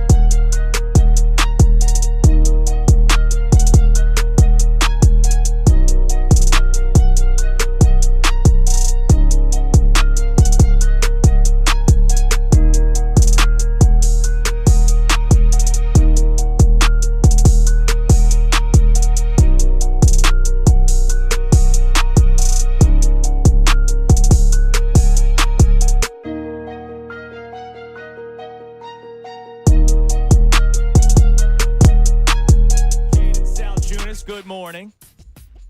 97.5 The Fanatic. Text line is open at 610-632-0975. Would love to hear from you on our most recent conversation that we just had, but we'll reset the entire show coming up in the 9 o'clock hour. But I saw a tweet yesterday about Jalen Hurts, Bryce Harper, and Joel Embiid being the three-headed monster. How about we won't use the word GOAT? No, we should, because that's what the tweet said. You can't change it. Yeah, but dude, I reacted to GOAT. All right, GOAT is thrown out willy-nilly nowadays. I know. You're the by GOAT, people, bro. By people who literally don't understand what GOAT means. Okay, who cares? But we know what they meant by the tweet. Yeah, it's like I don't think he thought that Jalen Hurts is the greatest quarterback of all time. No, I'm just saying to you is that GOAT never comes out of my mouth. I could understand. You're taking it too literally. I could understand where someone is. No, I'm not. I can understand where John, someone you says. are. I can understand where someone says to me, at the end of his career, Bryce Harper may very well be the GOAT of the all-time for the Phillies. But they're not saying greatest of all time. He's just using. He's using GOAT as a term that people How do use. you know how he meant it? Dude, this is a city that uses the word John. It doesn't mean anything. How do you know that's how he meant it? It's all social media tweets and stuff always use the word GOAT to describe. Like, people call Furkan Korkmaz the GOAT. I know. Like, It's the thrown GOAT of out what? willy-nilly. The GOAT of Tinder? The GOAT of what? It's just an adjective now. So we'll just say, for the sake of this current conversation that we're having, three-headed monster, Hurts, Harper, and Embiid. Is there another city that comes close to rivaling it? Now, you mentioned L.A. They have three on one team, but it's got to be... Yeah, it has to be three spread out. Three different teams. Hurts, Embiid, Harper. They can't get anybody. There's nobody in hockey for L.A. And look, they have Justin Herbert, but has Herbert done anything for you to say this is he's a GOAT? And you don't get to do do it with multiple football teams. Correct. To me, it's split. Yes, like you said, the Mets and Jets, Yankees and Giants, or whatever. And Justin Herbert is no way on that list. No, I mean it really is an argument of. But Minnesota has some guys, but I don't know their level. Justin Jefferson, Anthony Edwards, and then Kirill Kaprizov for the Wild. He's unbelievable. Oh yeah, he's pretty awesome. I didn't even think hockey. I went baseball first, but yeah. So but those guys aren't the same Correa, level. but he's not Harper. No, it is it's an interesting exercise. It goes back to what I've said a lot of times, that we are, at least for Connor and I, this is the golden age, or at least the glory days of Philadelphia sports. Because we look at the star talent that we do have. Now, has it amounted to wins? It has not. But you know that you have a lot of top talent in this city. But to me, again, MVP contenders. Any era is only going to be even worthy of being called an era if I see championships or very close. Like the 2022 Phillies will be burned into my heart forever. For different reasons. 2023 Phillies will not. And a lot of this, look, I'll tie it back into the Flyers conversation, right? Today I'm disappointed in the Flyers season. Come Monday, I'll probably realize, I realize it now. They weren't even supposed to be in this position to begin with. And that is why I consider, and Devo brought it up, and I said, he goes, if you look at Andrew's reaction that way, and he quizzed you, would on Monday, are you going to, and as long as that's it, I totally understand your reaction. Same thing. 10 years from now, if the Eagles don't win anything with a Super Bowl with this score, the Phillies don't win a World Series, the Sixers don't win a championship, we'll get into the Flyers at another time. 10 years from now, I'll probably go, damn, what they dropped the ball big time. But in the here and now, I am living in the here and now, and the teams are good. I look at the early 2000s so fondly, though, for the Eagles. Correct. And they didn't win a title. They didn't. But they got to one Super Bowl, and to me, that to me is an era. Now, and they that got was to an one era Super Bowl, but they got to 5 NFC championship games. Exactly. And I love that Andy Reid era. Right. That picture of time. So it doesn't have to end with a parade, but it has to end with a hell of a lot of burned into my heart and my mind memories. Now we got a text, Connor. Yeah, you guys are going to love this one. Okay. This is an unnamed text, and probably for the best, because I have a feeling this guy's about to get made fun of. But they say Miami, Jazz Chisholm, Tyreek Hill, and Jimmy Butler. No. I love Jazz Chisholm. I think he's a tremendous player, but he's not anywhere near Bryce Harper. Jimmy Butler's not top 10 player in the NBA, is he? He's not in the postseason. He might be. In the postseason. No. Now we keep moving the chains again. Goalposts. We just keep moving the goalposts. Right. He's not a top 10 player in the NBA. Period. Right. Well, there is no goalposts on And it. who's It's just the kind other of a field player? thing. And Tyreek Hill. Hill. I mean, look, he's a freaking amazing wide receiver. Yeah, he's a fantastic wide receiver. I'm not a person. I'm not but a going to wide make receiver. fun of him for it. No. It's Jazz but Chisholm Jazz thing is Chisholm's not. laughable. You gotta be kidding He's a me. hell of a baseball player. He is nowhere close to who Bryce Harper. Absolutely Like not. nowhere close to Bryce Harper. So yeah, I mean, if you guys have any other ideas, if look, there might be people that go, no, nobody's close, but at least maybe come up with some sort of answer, like because it's making my brain spin a lot. By the way, I'm working off a seating chart, giving out menus. We have other people, and we're not going to throw them under the bus or something like going, well, where am I sitting at this thing? Saying they want to sit at the bar. No, there are people in Philly media and Philly stars that we're sitting at tables. Like, if it is like let's say T-Mac rolls in. Right. Let's say, to me, T-Mac is he's sitting at a table. He's sitting at a table? He's sitting at a table. I'd say Kate Scott sits at a table. Kate Scott sits at a table. She ain't sitting at the bar, no matter how much she might be. There's a lot of She might have a Philadelphians sitting at the proclivity table. there to be at that bar, to go and sit at the bar and just hang out with the people. Absolutely. But Kate's got to be at a table. All right. We're going to do that. So I just saw a tweet, John. All right. And I'm going to make you wait for it. So wait. I'm going to make you wait for it. Okay. So coming up at the start of the 9 o'clock hour, we're going to reset the show, right? Got it. And it'll go back to the conversation about this Flyers and how does end of season pain hurt how you look back at the year? Absolutely. We should look back at this Flyer season as a successful season based off of the standards going into the year. Yes. That doesn't change how I'm feeling in the here and now, losers of 8 straight games. Completely get it. I saw a tweet in response to what I put out last night that I can't wait to read for you because I absolutely love it. We also are catching some fire from one of our coworkers. What? About our opinions on the Flyers. What? Yes. Oh, I can't wait to find out who this is. I will read that tweet to you next. And I'll tell you right now, it's not Tyrone Johnson because usually that's who I assume. See, I wasn't assuming that. Well, I know was you just thinking told me maybe Ricky Bo went You after just told me us. I was brought up on the best show ever. You yesterday. were, but you were brought up fondly by Okay, Tyrone. good. Even though he thought you were probably a bit dumb. So 2 tweets, one in response to what I put out last night, and then a coworker of ours in response to what we were saying earlier today about the Flyers. Also, 9:10, you'll hear the 5-minute replay of Adam Schefter. We have more 49er whiners going on right now. The 40 We whiners? still have a lot to get to in the 9 o'clock hour. It's Kincade and Salciunas, 97.5, The Fanatic. Fanatic Sports Update. Separating streets.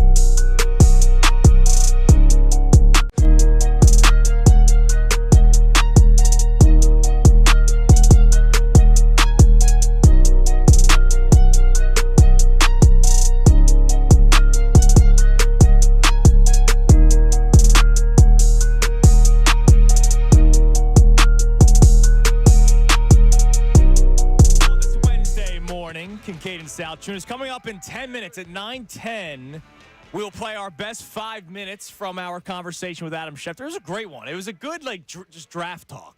I love the draft so much. Yeah. But I got a text that I want to just share with you about. It sort of surrounds the draft. Okay, what do we got? It almost gets me as excited. From a really good source at the NFL Network. Okay. That I should not have plans for May 9th.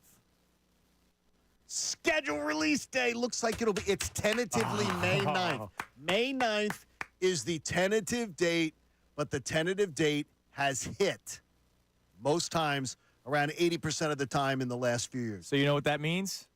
May 10th, no show prep, because it's going to come out after our show's done. Oh, it's going to come out at night. So May 10th, W's and L's days, baby. Yes, sir. 4 hours, W's, L's. What do you think about this game? What do you think about that game? What do you think the line's going to be? It's the Friday. My throat's hurting me a little bit. Okay. So maybe I'm thinking ahead. But here's the problem. It's the Friday before Mother's Day. I would hate to bring something home. That's true. That would because Liv's going to be home for it and everything. Right. So I may have to take it off. But then we won't be able to plan what our Philly sports trip is. It's already going to be. It's already, believe me, we are already locked and loaded. May 10th, are we in agreement? We're in agreement. I never saw Connor shake his head quicker. It's New Orleans. Yeah, I'm down. Depends. It's New Orleans. Are we getting a magic show that I can yell at again? Because no. if it's New Orleans. So May 10th is W's and L's days. Can't wait for it. Yeah.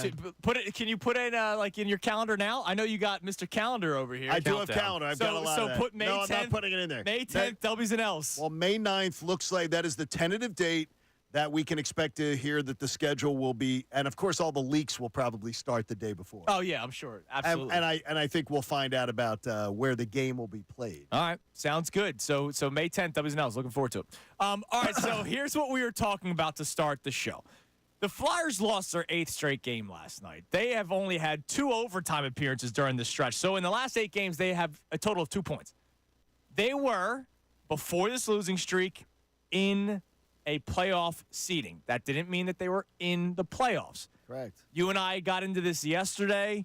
You never expected them to make the playoffs. I did not expect them to make the playoffs in the beginning of the season or in December or in January or in February. But in March, when there's a month left in the season and they're still there, and I'm not expecting an 8-game losing streak, and then when they get through the gauntlet and actually played fairly well during it, I was not expecting 8 straight losses to lead to them collapsing and not making the playoffs. And no, it wasn't. But I thought there would be eventual water finding its level. But I just was anxious all year about it. The idea that I heard too many people saying, oh, they're in. And I looked at that roster and said, I don't know how he's doing this. I don't know how he's getting this it was amazing. out of that roster. So I was always worried about it all year long. Right. So we got into the conversation about whether or not the end of season hurt, because there's more hurt than celebration, right? There's more hurt than happiness if you're just basing it off of championships or playoff runs. Every once in a while you have the 2022 Phillies playoffs where you live with them losing in the World Series to a dynasty team in the Houston Astros. But then last year it's totally different, right? And last year, I will be honest, I am not looking back at the 2023 season as a fun season because of how painful the NLCS was. Now, the collapse for the Flyers going to the playoffs will not change how I look back at this year. This year, they should not have even been in the conversation. So it depends on spot. It depends on who the team is. It depends on what your expectations were. And if you had, I'm telling you this, and this is my biggest point. If you had expectations at any time, where you were just like, this team's in. They're in. I think you completely overvalued what was being trotted out there talent-wise. Absolutely, but I also... And I understand fans do that. The 8-game losing streak, I don't think anybody expected. Well, that's different. It's the idea of what your expectations are. I wasn't going to be hurt as bad because I kept looking at it going, okay, the fall's coming. Okay. At some point. I had a feeling it was, when it kept going further and further, I was like, maybe I'm wrong. Maybe I'm wrong. And then it happened. So I asked the question, do we allow the end of season hurt to almost cloud our judgment on the year? So I use the Sixers as an example. Hopefully this isn't the case, but if the Sixers don't make it out of the second round again, or if they lose in the first round because they play Boston in the first round, will people go, same old Sixers? even though Joel Embiid missed 2 months of the season. Now, you could say, same old Sixers, Embiid's hurt again. And Well, 2 years ago, I got told that, well, Embiid and Harden didn't have much time to play with each other. Right. They only acquired Harden in like late January, February, whatever it was. So they didn't have enough time. So that was the excuse for them losing. There's always going to be an excuse. Always. Now, for Joel Embiid, the way he's played this year and the way he's come back and he's playing, I see a different guy. You see a different guy, and you see the pieces around him make sense. I see Nick Nurse, a different coach. But if this team, again, if this team loses in the first round, I don't think they should make a first-round exit unless they play Boston. Right. I really don't think it should be. They were without Embiid for so long, and they're 3 wins off the 2 seed. And they're a team that had no Joel Embiid for 9 weeks. They are 3 wins off the 2 seed. I believe the Sixers would be the 2 seed if Embiid had been healthy all season. So the question is, do you allow the end-of-season hurt to basically cloud your judgment on what happened during the season? You almost forget what the real story was. You can climb in on the phone lines or the text line, 610-632-0975. Now, earlier we had a guy from Florida, St. Augustine, Florida, right, Connor? Yeah, Anthony and St. Pete, actually. St. Pete, sorry. So he said he is allowing this collapse to change his judgment of the year. And we asked, all right, what is it? Because we wanted to know the follow-up. He did follow up on the text line. So what did he say, Connor? So he checks in again and says, if you are, sorry, my phone app is messed up. If you're 10 games above 500 for a majority of the season, the expectation changes no matter what the initial philosophy was. I watched Danny Briere and Torts even start to believe hard to get the stank of the last 8 games off. What I would say to him is, if it allows you to change the perception of the whole season, I would ask him, who do you think if you're going to be upset about it, tell me, like, whose roster, whose team you think the Flyers are better than that's going to the playoffs. And if you can say to me, this team shouldn't be there ahead of them, this team shouldn't be there ahead of them, and I'm going to give you a spoiler alert. You can't give me one. Right. You cannot give me one if you know the NHL. You can't. The 2022 Phillies, part of the reason why the story was so beautiful was because it came out of nowhere. But that roster was supposed to be really good. That roster was supposed to be really good, and it took them a long time to find themselves, and they did it at the end. Let's look at the team that knocked the Phillies out last year. The 2023 Diamondbacks roster was not that good. That's a good point. That's why I don't look at it the same. But they were not expected to be there. And they might have believed, we're not even going to make the playoffs. And they got to the World Series. So sometimes it can happen. Like, that's why people get themselves to believe, because there are those one-offs, and they're one-offs, but there are those one-off opportunities that turn into something special. 6 teams are already in the East. I'm not even going to go bother getting into those 6 teams that are already in the East. You don't have a better roster than the Islanders. You don't have a better roster than the Caps. You don't have a better roster than the Penguins or the Red Wings. You could argue that they don't have a better roster than the Devils. And I mean, it's just they ended up, it's terrible, the taste in your mouth from the last few weeks. Yeah. But they're ending up still at 83 points. Holy God. So it's our man, incredible. Dylan McKinnon, the D-Train. The D-Train. From the best show ever, has chimed in here. Wait a minute, a little show-on-show crime is coming? Yes. So he responded to my initial quote, which is, I'm feeling it right now, but come Monday morning with the Flyers collapse, I'll go, look, they had a great season. They shouldn't have been here to begin with.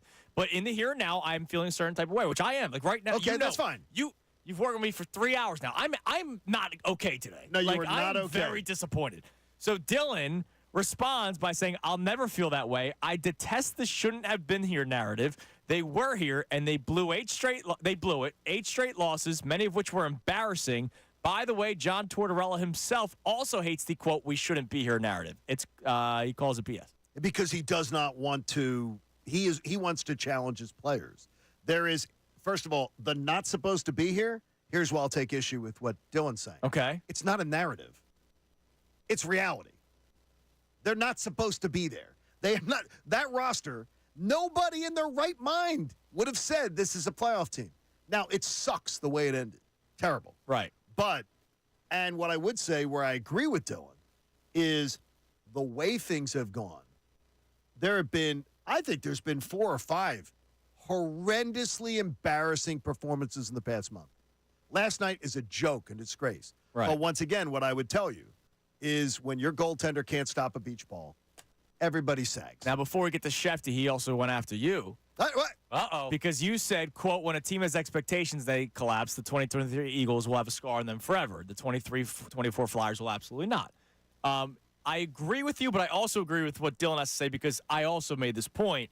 He said no other team in Philly is allowed that type of excuse. Expectations changed. They were in prime playoff position and collapsed completely. We ripped Gabe Kapler and the Phillies when they had their late season collapses. Don't give the Flyers a pass. When it's not a pass. The Flyers do not have a roster. If you had expectations of this roster. Yeah, but the Phillies didn't have expectations, but when they were there in September and collapsed, we felt a certain type of way. They had expectations to be a 500 club. They had expectations to be where the Flyers are ending up. That Phillies team, their baseline expectations going into those years was to be where the Flyers are going to end up. The Flyers were expected to be 17, 18 points worse than this. That's a fair point. It's completely different. There's nothing about it. Well, you go beat up Dylan when you see him in the hallway. I'm not messing with the D train. Earlier today, we're joined by him every single Wednesday, Adam Schefter from ESPN. We heard the text message about the Josh Allen news that he tweeted out a minute after he got off the phone with us. Here's the 5 best minutes of Adam Schefter earlier today with Kincade Salciunas. Shefty, good morning. How you doing today? Andrew, John, what is going on today? Adam, we got to a conversation about the evaluation process of selecting a player. Now, obviously, I imagine number one is talent. But how important or how high up in the evaluation process is it for a GM or an owner to find out if a player can play in the city that they'll be drafted by? In this case, Philadelphia, but Philadelphia's not the only crazy football town. How important is that in the draft evaluation process? I don't think it's a high level thing. I think it's more important in certain positions, like a quarterback, than it is elsewhere. But it's not like there's some test you take. It's just a feel you have. You see the disposition the player has, and you do your best to judge. Now, who was the one that was saying yesterday? Somebody was saying like Caleb Williams never has been challenged, and what's going to happen when he gets called out, which inevitably at some point he will in Chicago, and you don't know what happens at that point in time. But somebody like that is talented enough, you'd like to think that they'd overcome it. But certainly the pressure of cities does contribute to the mental destruction of players. We've seen it over time. And it's just a hard thing to pinpoint. I don't know how you figure that out exactly. You could see that certain people are more sensitive than others. But it enters into the decision. Hey, how do you think this guy would do in this city? But no, the film, the tape, the talent, the technique, the drills, that to me is more important. If I was to give you I'm going to narrow it down for you. If I gave you Howie Roseman, Jeffrey Lurie, and then I throw in Vic Fangio and I throw in Kellen Moore, and then Nick Sirianni, where does Nick fall in you believe, voice is being heard prominently around the draft? John, I don't know how to rank that. I could just tell you his voice is being heard. I mean, they're listening. I think the reason I'm asking is because he told us 7 games into his career that he wasn't good at play calling or anything like that, so he handed it off. And by the way, that ended up being a good move. Last year, when the offense was struggling and there were problems, he couldn't step in and stop the nosedive. So I'm wondering how much, and he told us at the end of the year, what are you going to be doing with your time? He literally was getting asked that by the beat writers. So I'm just wondering how much input he would have on players that he probably, wasn't exposing himself to in the course of the season with his eyeballs and being able to watch. Well, here's what I would say. I don't think that the front office goes down and tells Nick Sirianni, we should be running this play or that play. They let him coach. And I do think, but they do have to, hey, it would be great if we got this guy in the field more. I could see that. Okay, but it's his job. And this is the front office's job now, the offseason, the draft. And I'm sure there are times when Nick is watching some film of some guys and he'll be like, I think this guy's skill set would fit what we do. I like this guy. Or they're in a room and they're debating a selection of a couple of guys. And Nick might happen to feel strongly, or any coach might happen to feel strongly about a certain guy. And they speak up. they're going to pick their spots. They're not going to be deciding every pick. It's the time for the front office, just as the season is the time for the staff. And you kind of know your spot. I think you're involved, but you're also deferential, respectful, and you understand, what people do. They're not going to ignore his opinions, and I don't think he's going to sit there and not say anything all during the draft. But the decisions come from elsewhere, and I'm sure he's going to have input. I don't think it's anything different here than it is in most every city. There are some places that a coach may have an even stronger voice, of course, but we know that this is a strong front office, and they're going to run the draft, as they should. And that's sort of how it unfolds. Last thing before we let you go, Adam. Yesterday, Fletcher Cox had his press conference. He officially announced his retirement. We knew that he retired. He put it out post a while ago. How was he looked at league-wide? Because he played at the same time as Aaron Donald. They're retiring in the same season. I kind of compare this to Brian Dawkins. He played at the same time as Ed Reed and Troy Polamalu, so sometimes he's overshadowed. But how does the league, the guys that scheme up against the Eagles, look at Fletcher Cox, even though he might not be the name of an Aaron Donald? Yeah, well, again, I think he's right there, and he's going to be discussed in there. And here's the bottom line. One day, I believe Fletcher Cox is going to go to the Pro Football Hall of Fame in Ken, and that's the way it's going to be. And so I don't know, where he goes, how it's ranked, his spot. He's going to be a Pro Football Hall of Famer one day. What does it matter?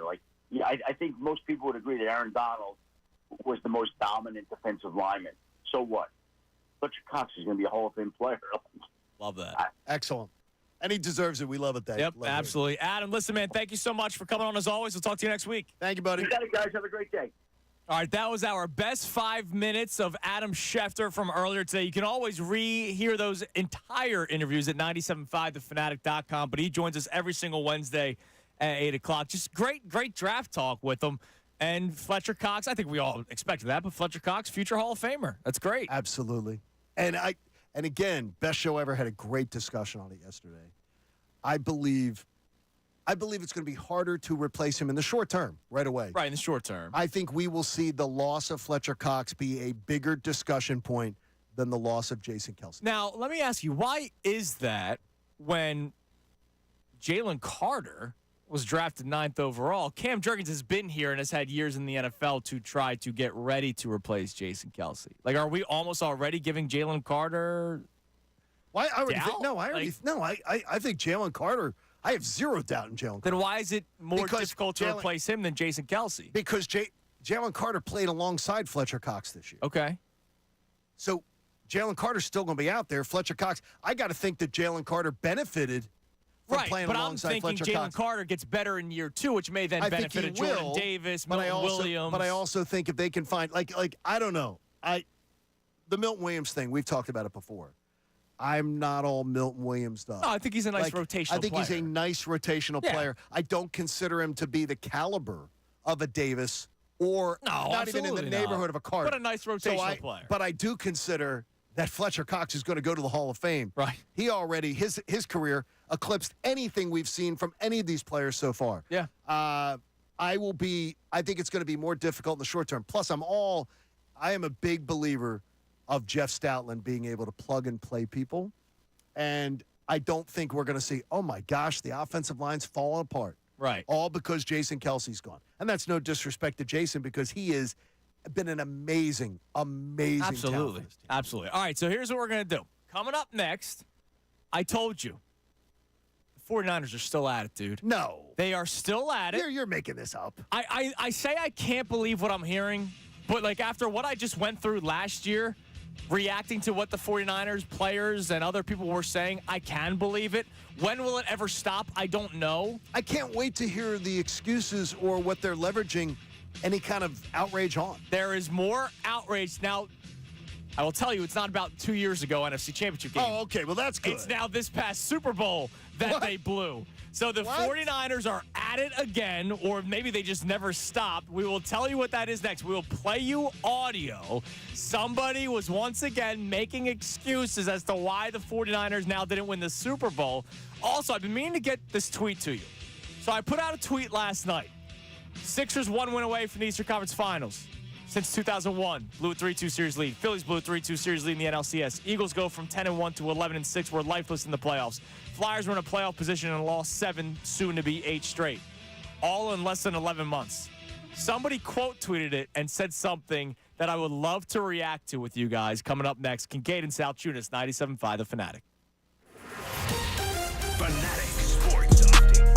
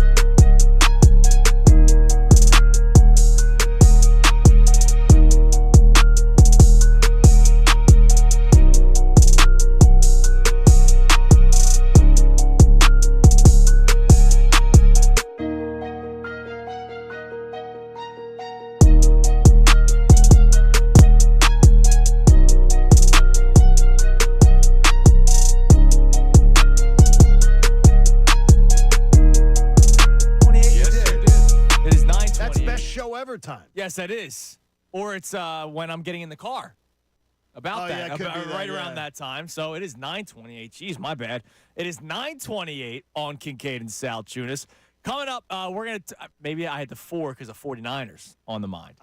Very well. 9:49, right? Good way How to about cover that? for himself. Yeah, exactly. That's how I got in this chair. So the 49ers are still talking. Now, Yeah, this they time are. it's about the Super Bowl loss to the Chiefs and not about the NFC Championship game from 2 years ago. Thank God that's Well, they done. moved on? Yeah, they moved on to the other reason why they think they didn't win something.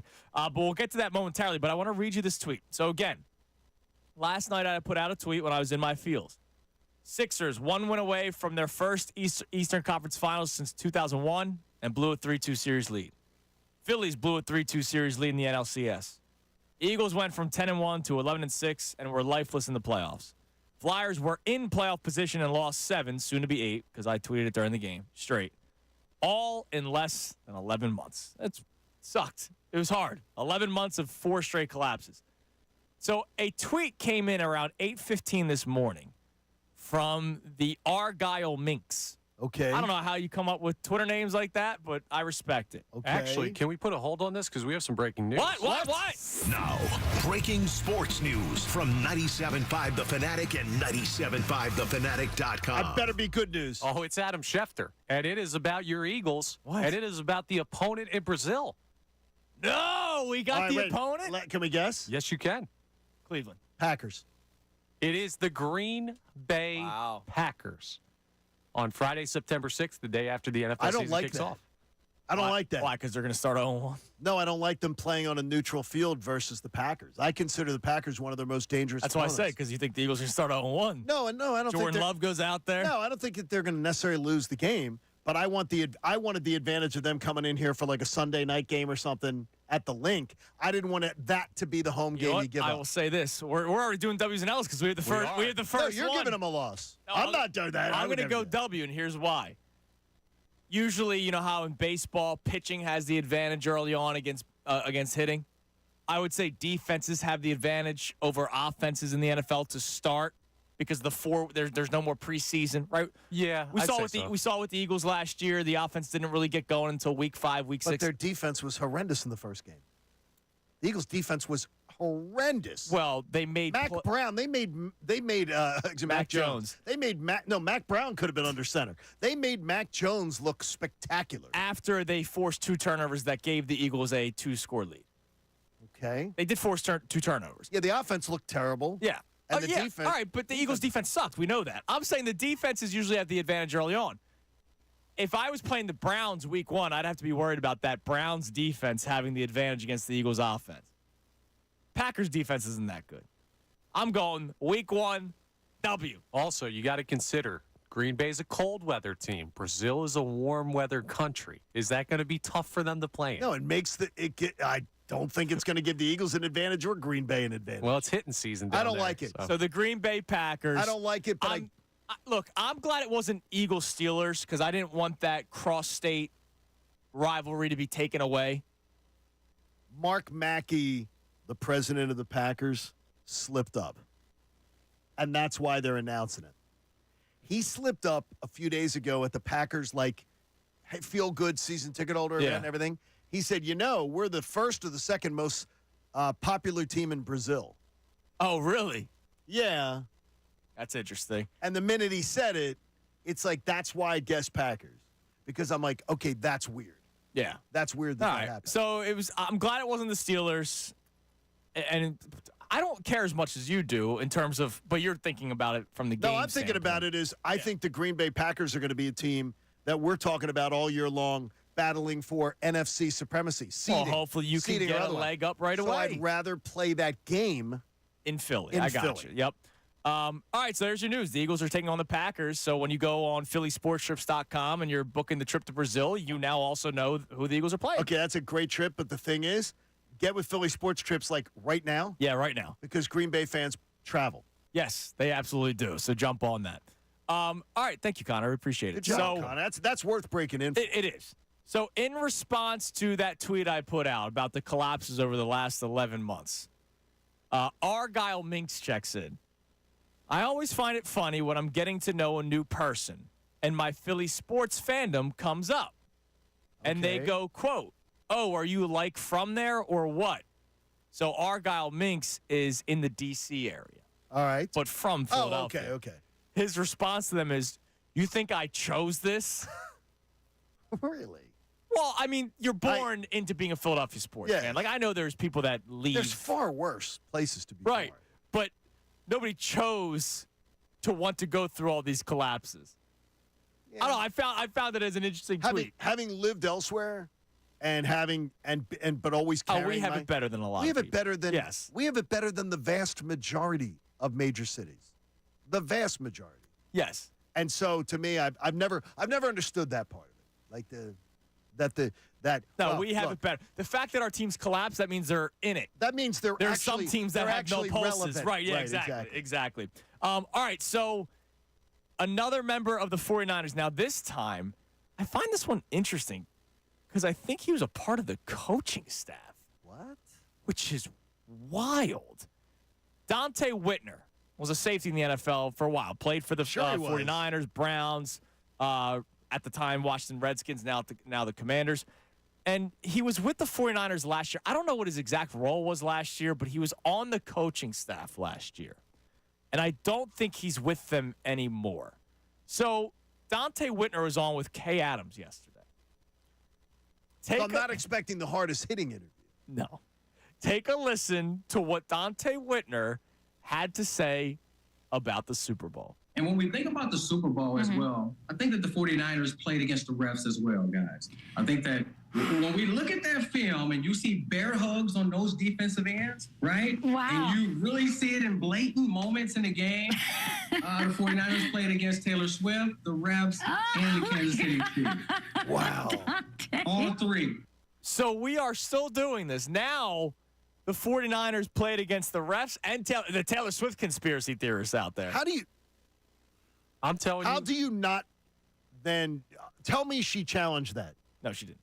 No, she literally said, you heard in the clip. She said, she just giggled? Oh, that disappoints me. Yeah, of course. You just laugh at it? Like that's somebody. Are you kidding me? Yeah, but I'm not going to rip Kay Adams for this. I'm going to rip that it's another 49er person that's saying, it wasn't our fault that we lost. We were playing up against the refs. We were playing up against Taylor Swift. Like, really, we're doing this again.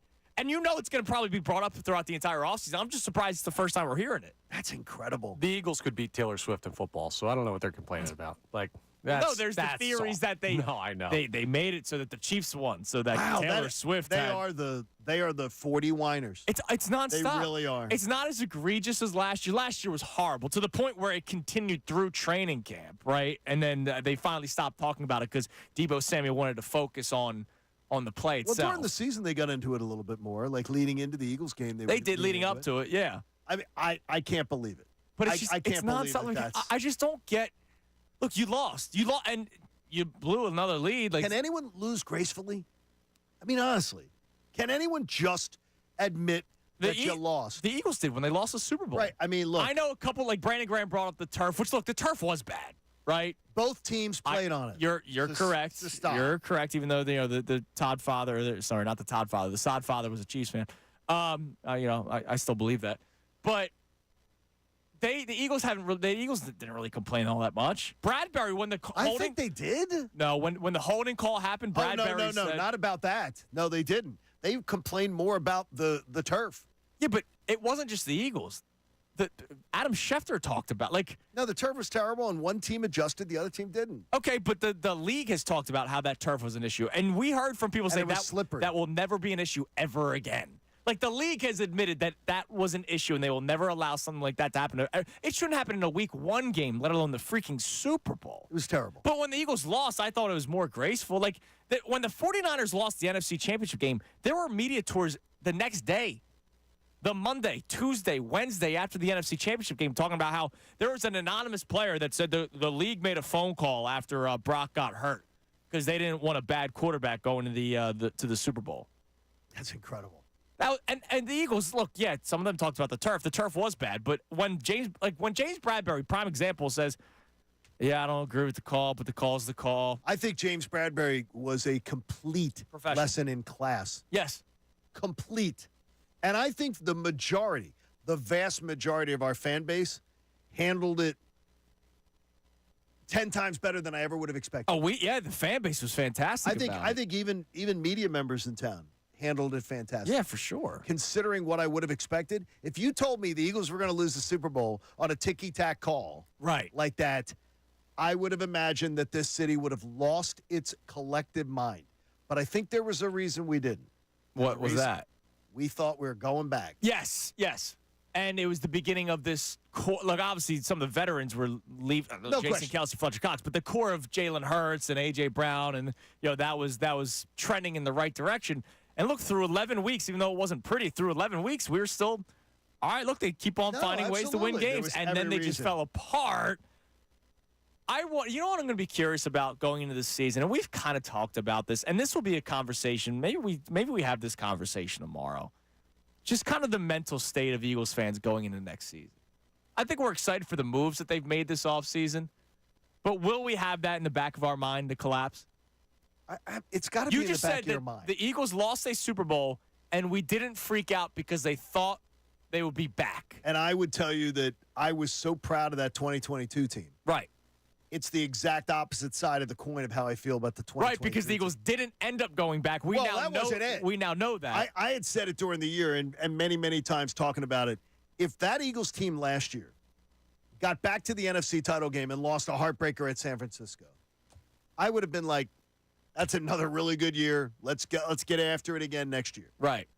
The way they went out with an absolute whimper, with their veteran players making no leadership impact, with their coaching staff having no answers, disgusted me. All right. So you know that's what? different. Just shut your mouth, and I mean that with love. We're going to talk about this tomorrow. You know the whole Let's rule do it. of don't do the show before the show? Yes. Don't do the show the day before the show. Absolutely. We're going to continue talking about that tomorrow, but we got some more time to play. Here's what we got coming up. We got the Key 3, the Kincade and Salciunas Key 3. Good. It's the 3 best minutes from today's show, arguably the 3 best minutes from today's show, because sometimes we don't know if we can fill 3 minutes. And then we got the crossover with Bob Cooney. We'll find out what's coming up on the midday show and a lot more. It's Kincade and Salciunas right here, 97.5 The Fanatic.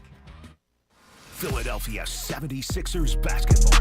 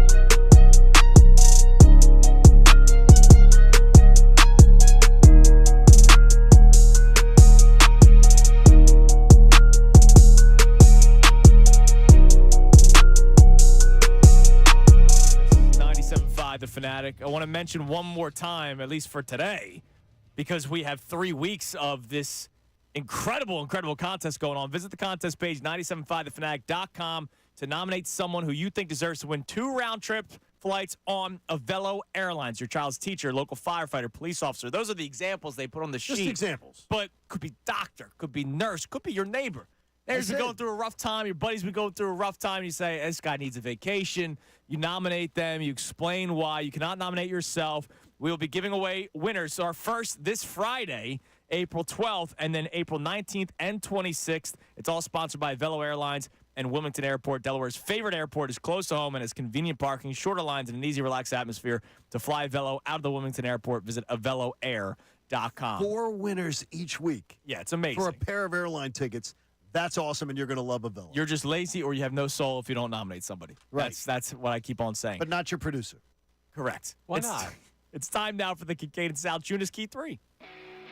Now, the Kincade Salciunas Key 3. Today's best. I have a question to start the show today. Okay. And it's really primarily coming off of this Flyers season that looks to be dead. So my question to start the show, do we allow the end of seasons that hurt and maybe good years cloud or define your judgment on how a team played? I can hear a fan talk about the Flyers, and I can hear them talk for 15, 20 seconds, and I can tell whether they've paid attention, they understand the situation or not. And, I mean, I heard people just bringing out the violins about, we have to go through this again, another Philly collapse. It tells me again, but John, they don't understand. John, that's not fair. I'm bummed out that I had to go through it again. I'm bummed out. All right, but don't do the whole, man, people are saying that to go through another. They went through a collapse. 8 straight losses is a collapse. It's nothing like the collapses we've talked about. The Phillies losing an NLCS. It's nothing like the Eagles collapse. No, of course it is it's nothing. not the, well, the, that's the what I'm saying. same, but it is a collapse. So it shouldn't affect you in any way close to it. I am pissed because of the amount of time I invested in the Flyers. I love hockey, love the sport, and I invested a ton in it, and with my heart. That pisses me off. But when a team has expectations and they collapse, the 2023 Eagles will have a scar on them. Absolutely. Forever. The 2023-24 Flyers will absolutely not. So now I found something interesting during our opening segment. Now, we were so focused on the Flyers because that's kind of what made me think of this topic, right? The end of season and how the end of season may cloud your judgment. So if the Sixers were to have an early exit in the playoffs. Okay, let's put it this way. If they lose in the play-in tournament. Oh, no, that's horrible. Yeah. Either game. All right, let's say. It sucks big time. All right, let's say they lose to Miami. It's the 7-8 game and the game's in Miami. They lose that game, that sucks because then you're getting Boston. Correct. Then you're getting the terrible and then let's say they lose in the first round of the Boston Celtics. It's terrible. It's a terrible end, but the thing is... It's a terrible end, but you're letting it cloud the judgment. The fact that Joel Embiid missed 2 months of the season, has played 4 games with this brand-new roster, and oh, by the way, of these 4 games, Maxi's been out for 2 of them. If they lose to the Celtics, you will never hear me say disappointing. Yeah, but it sucks. I know you. If they lose in 5 and Embiid has like 2 bad nights. No, wait a minute. If your star player, MVP player, fails to show up, my issue will be with Embiid. Who missed 2 months of the season following a surgery. Well, if you show you can perform against Detroit Pistons, right, and you just fail to show up. I've seen him fail to show up healthy. I've seen him fail to show up unhealthy. So, no, it's not the same level of, let's just say, grace. The great Adam Schefter. Shefty, good morning. How you doing today? Andrew, John, what is going on today? Yesterday, Fletcher Cox had his press conference. He officially announced his retirement. We knew that he retired. You know, he put it out post a while ago. How was he looked at league-wide? You know, here's the bottom line. So one day, I believe Fletcher Cox is going to go to the Pro Football Hall of Fame in Ken, and that's the way it's going to be. And so I don't know, where he goes, how it's ranked, his spot. He's going to be a Pro Football Hall of Fame one day, right? What does it matter? Like, I think most people would agree that Aaron Donald was the most dominant defensive lineman. So what? Fletcher Cox is going to be a Hall of Fame player. So I am with you. I am not looking back at this Flyers season as a disappointment because they had an 8-game losing streak, collapse to miss the playoffs. I'm feeling it right now, but come Monday morning, I'll be fired up for the Sixers playoffs. Feeling like the Flyers will be, I don't want to say the least of my worries, but the Flyers collapse, I'll go, all right, look, they had a great season. They shouldn't have been here to begin with. But in the here and now, I'm feeling a certain type of way. That's the Kincade and Salciunas Key 3, the 3 best minutes of today's show. And for the first time on this show, you'll hear from Bob Cooney. Don't worry, Bobby. Good morning, Bobby. How you doing? Good morning, boys. Everything good? Everything's great. I want to ask you our question that started the show today. Do you allow the finality of a season to almost cloud your judgment on the entire year? Not cloud it. I think it goes majorly into it. Look, I heard John saying, you didn't have expectations to make the playoffs this year. No question. Right. Until this year went on. And then you said, hey, if they just play 300, 350 hockey for the end of the year, you're a playoff team. They didn't do that. That's crap.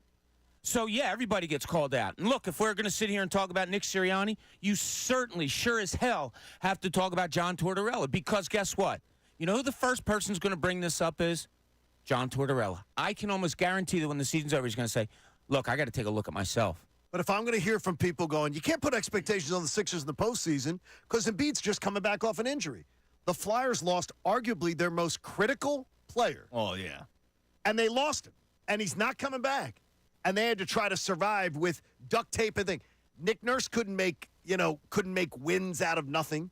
You can't expect it to be that it's the same thing. If you're going to say the same reasoning, it's got to be the same reason. Now, I will say this, Bob.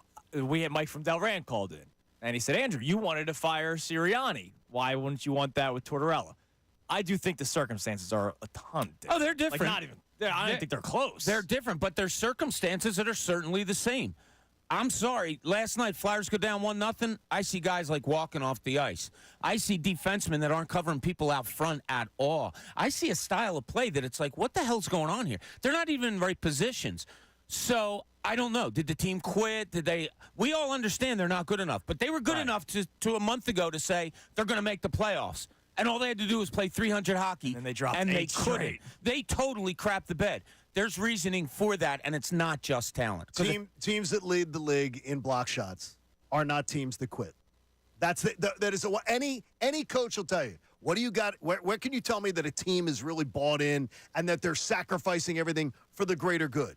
Block shots is one every coach would tell you about. Well, I'm expecting, and the Flyers are up there at the top. I'm expecting to hear that fire for 4 hours today, Bob. Yeah, it'll be interesting. What else you got coming up on the show? We got Matt Breen coming up at noon. It's talk a Breen about day. all Phillies. I think it's noon. I'm so bad at times. Thank God I have Ray Dunn. 1 o'clock, Barrett Brooks is going to join us. Awesome. So that'll be good. Because I do want to talk to him about what Fletcher Cox exactly meant to this organization, not only off the field, but also, like you guys were talking about earlier, how much is he going to be missed on that defensive line? All right, it's going to be awesome. Well, we can't wait to listen to it. Can you let Ray leave a little early today? We have a date at Maxie's. No. Come on, wow, man. Boy, he's a... That's not really nice. You just said all those nice things, and now you're not going to let him leave early? He's a ball buster. All right, coming up tomorrow is a Thursday. Oh, I'm sorry. Go ahead. And we want to support life-saving cancer research. Join us and our generous partner, H&H Heating and Air Conditioning, the Hoke Brothers, and make a donation to the AACR today. That's the American Association for Cancer Research. Do it at 975thefanatic.com/AACR because cancer research saves lives. Well, you'll have a bit of an idea of what we're going to talk about tomorrow because we almost got into the conversation. The mentality of the fan going into the next Eagles season. I think that's going to make for an interesting conversation. We can't wait for it. Bob Cooney coming your way next. Everybody have a great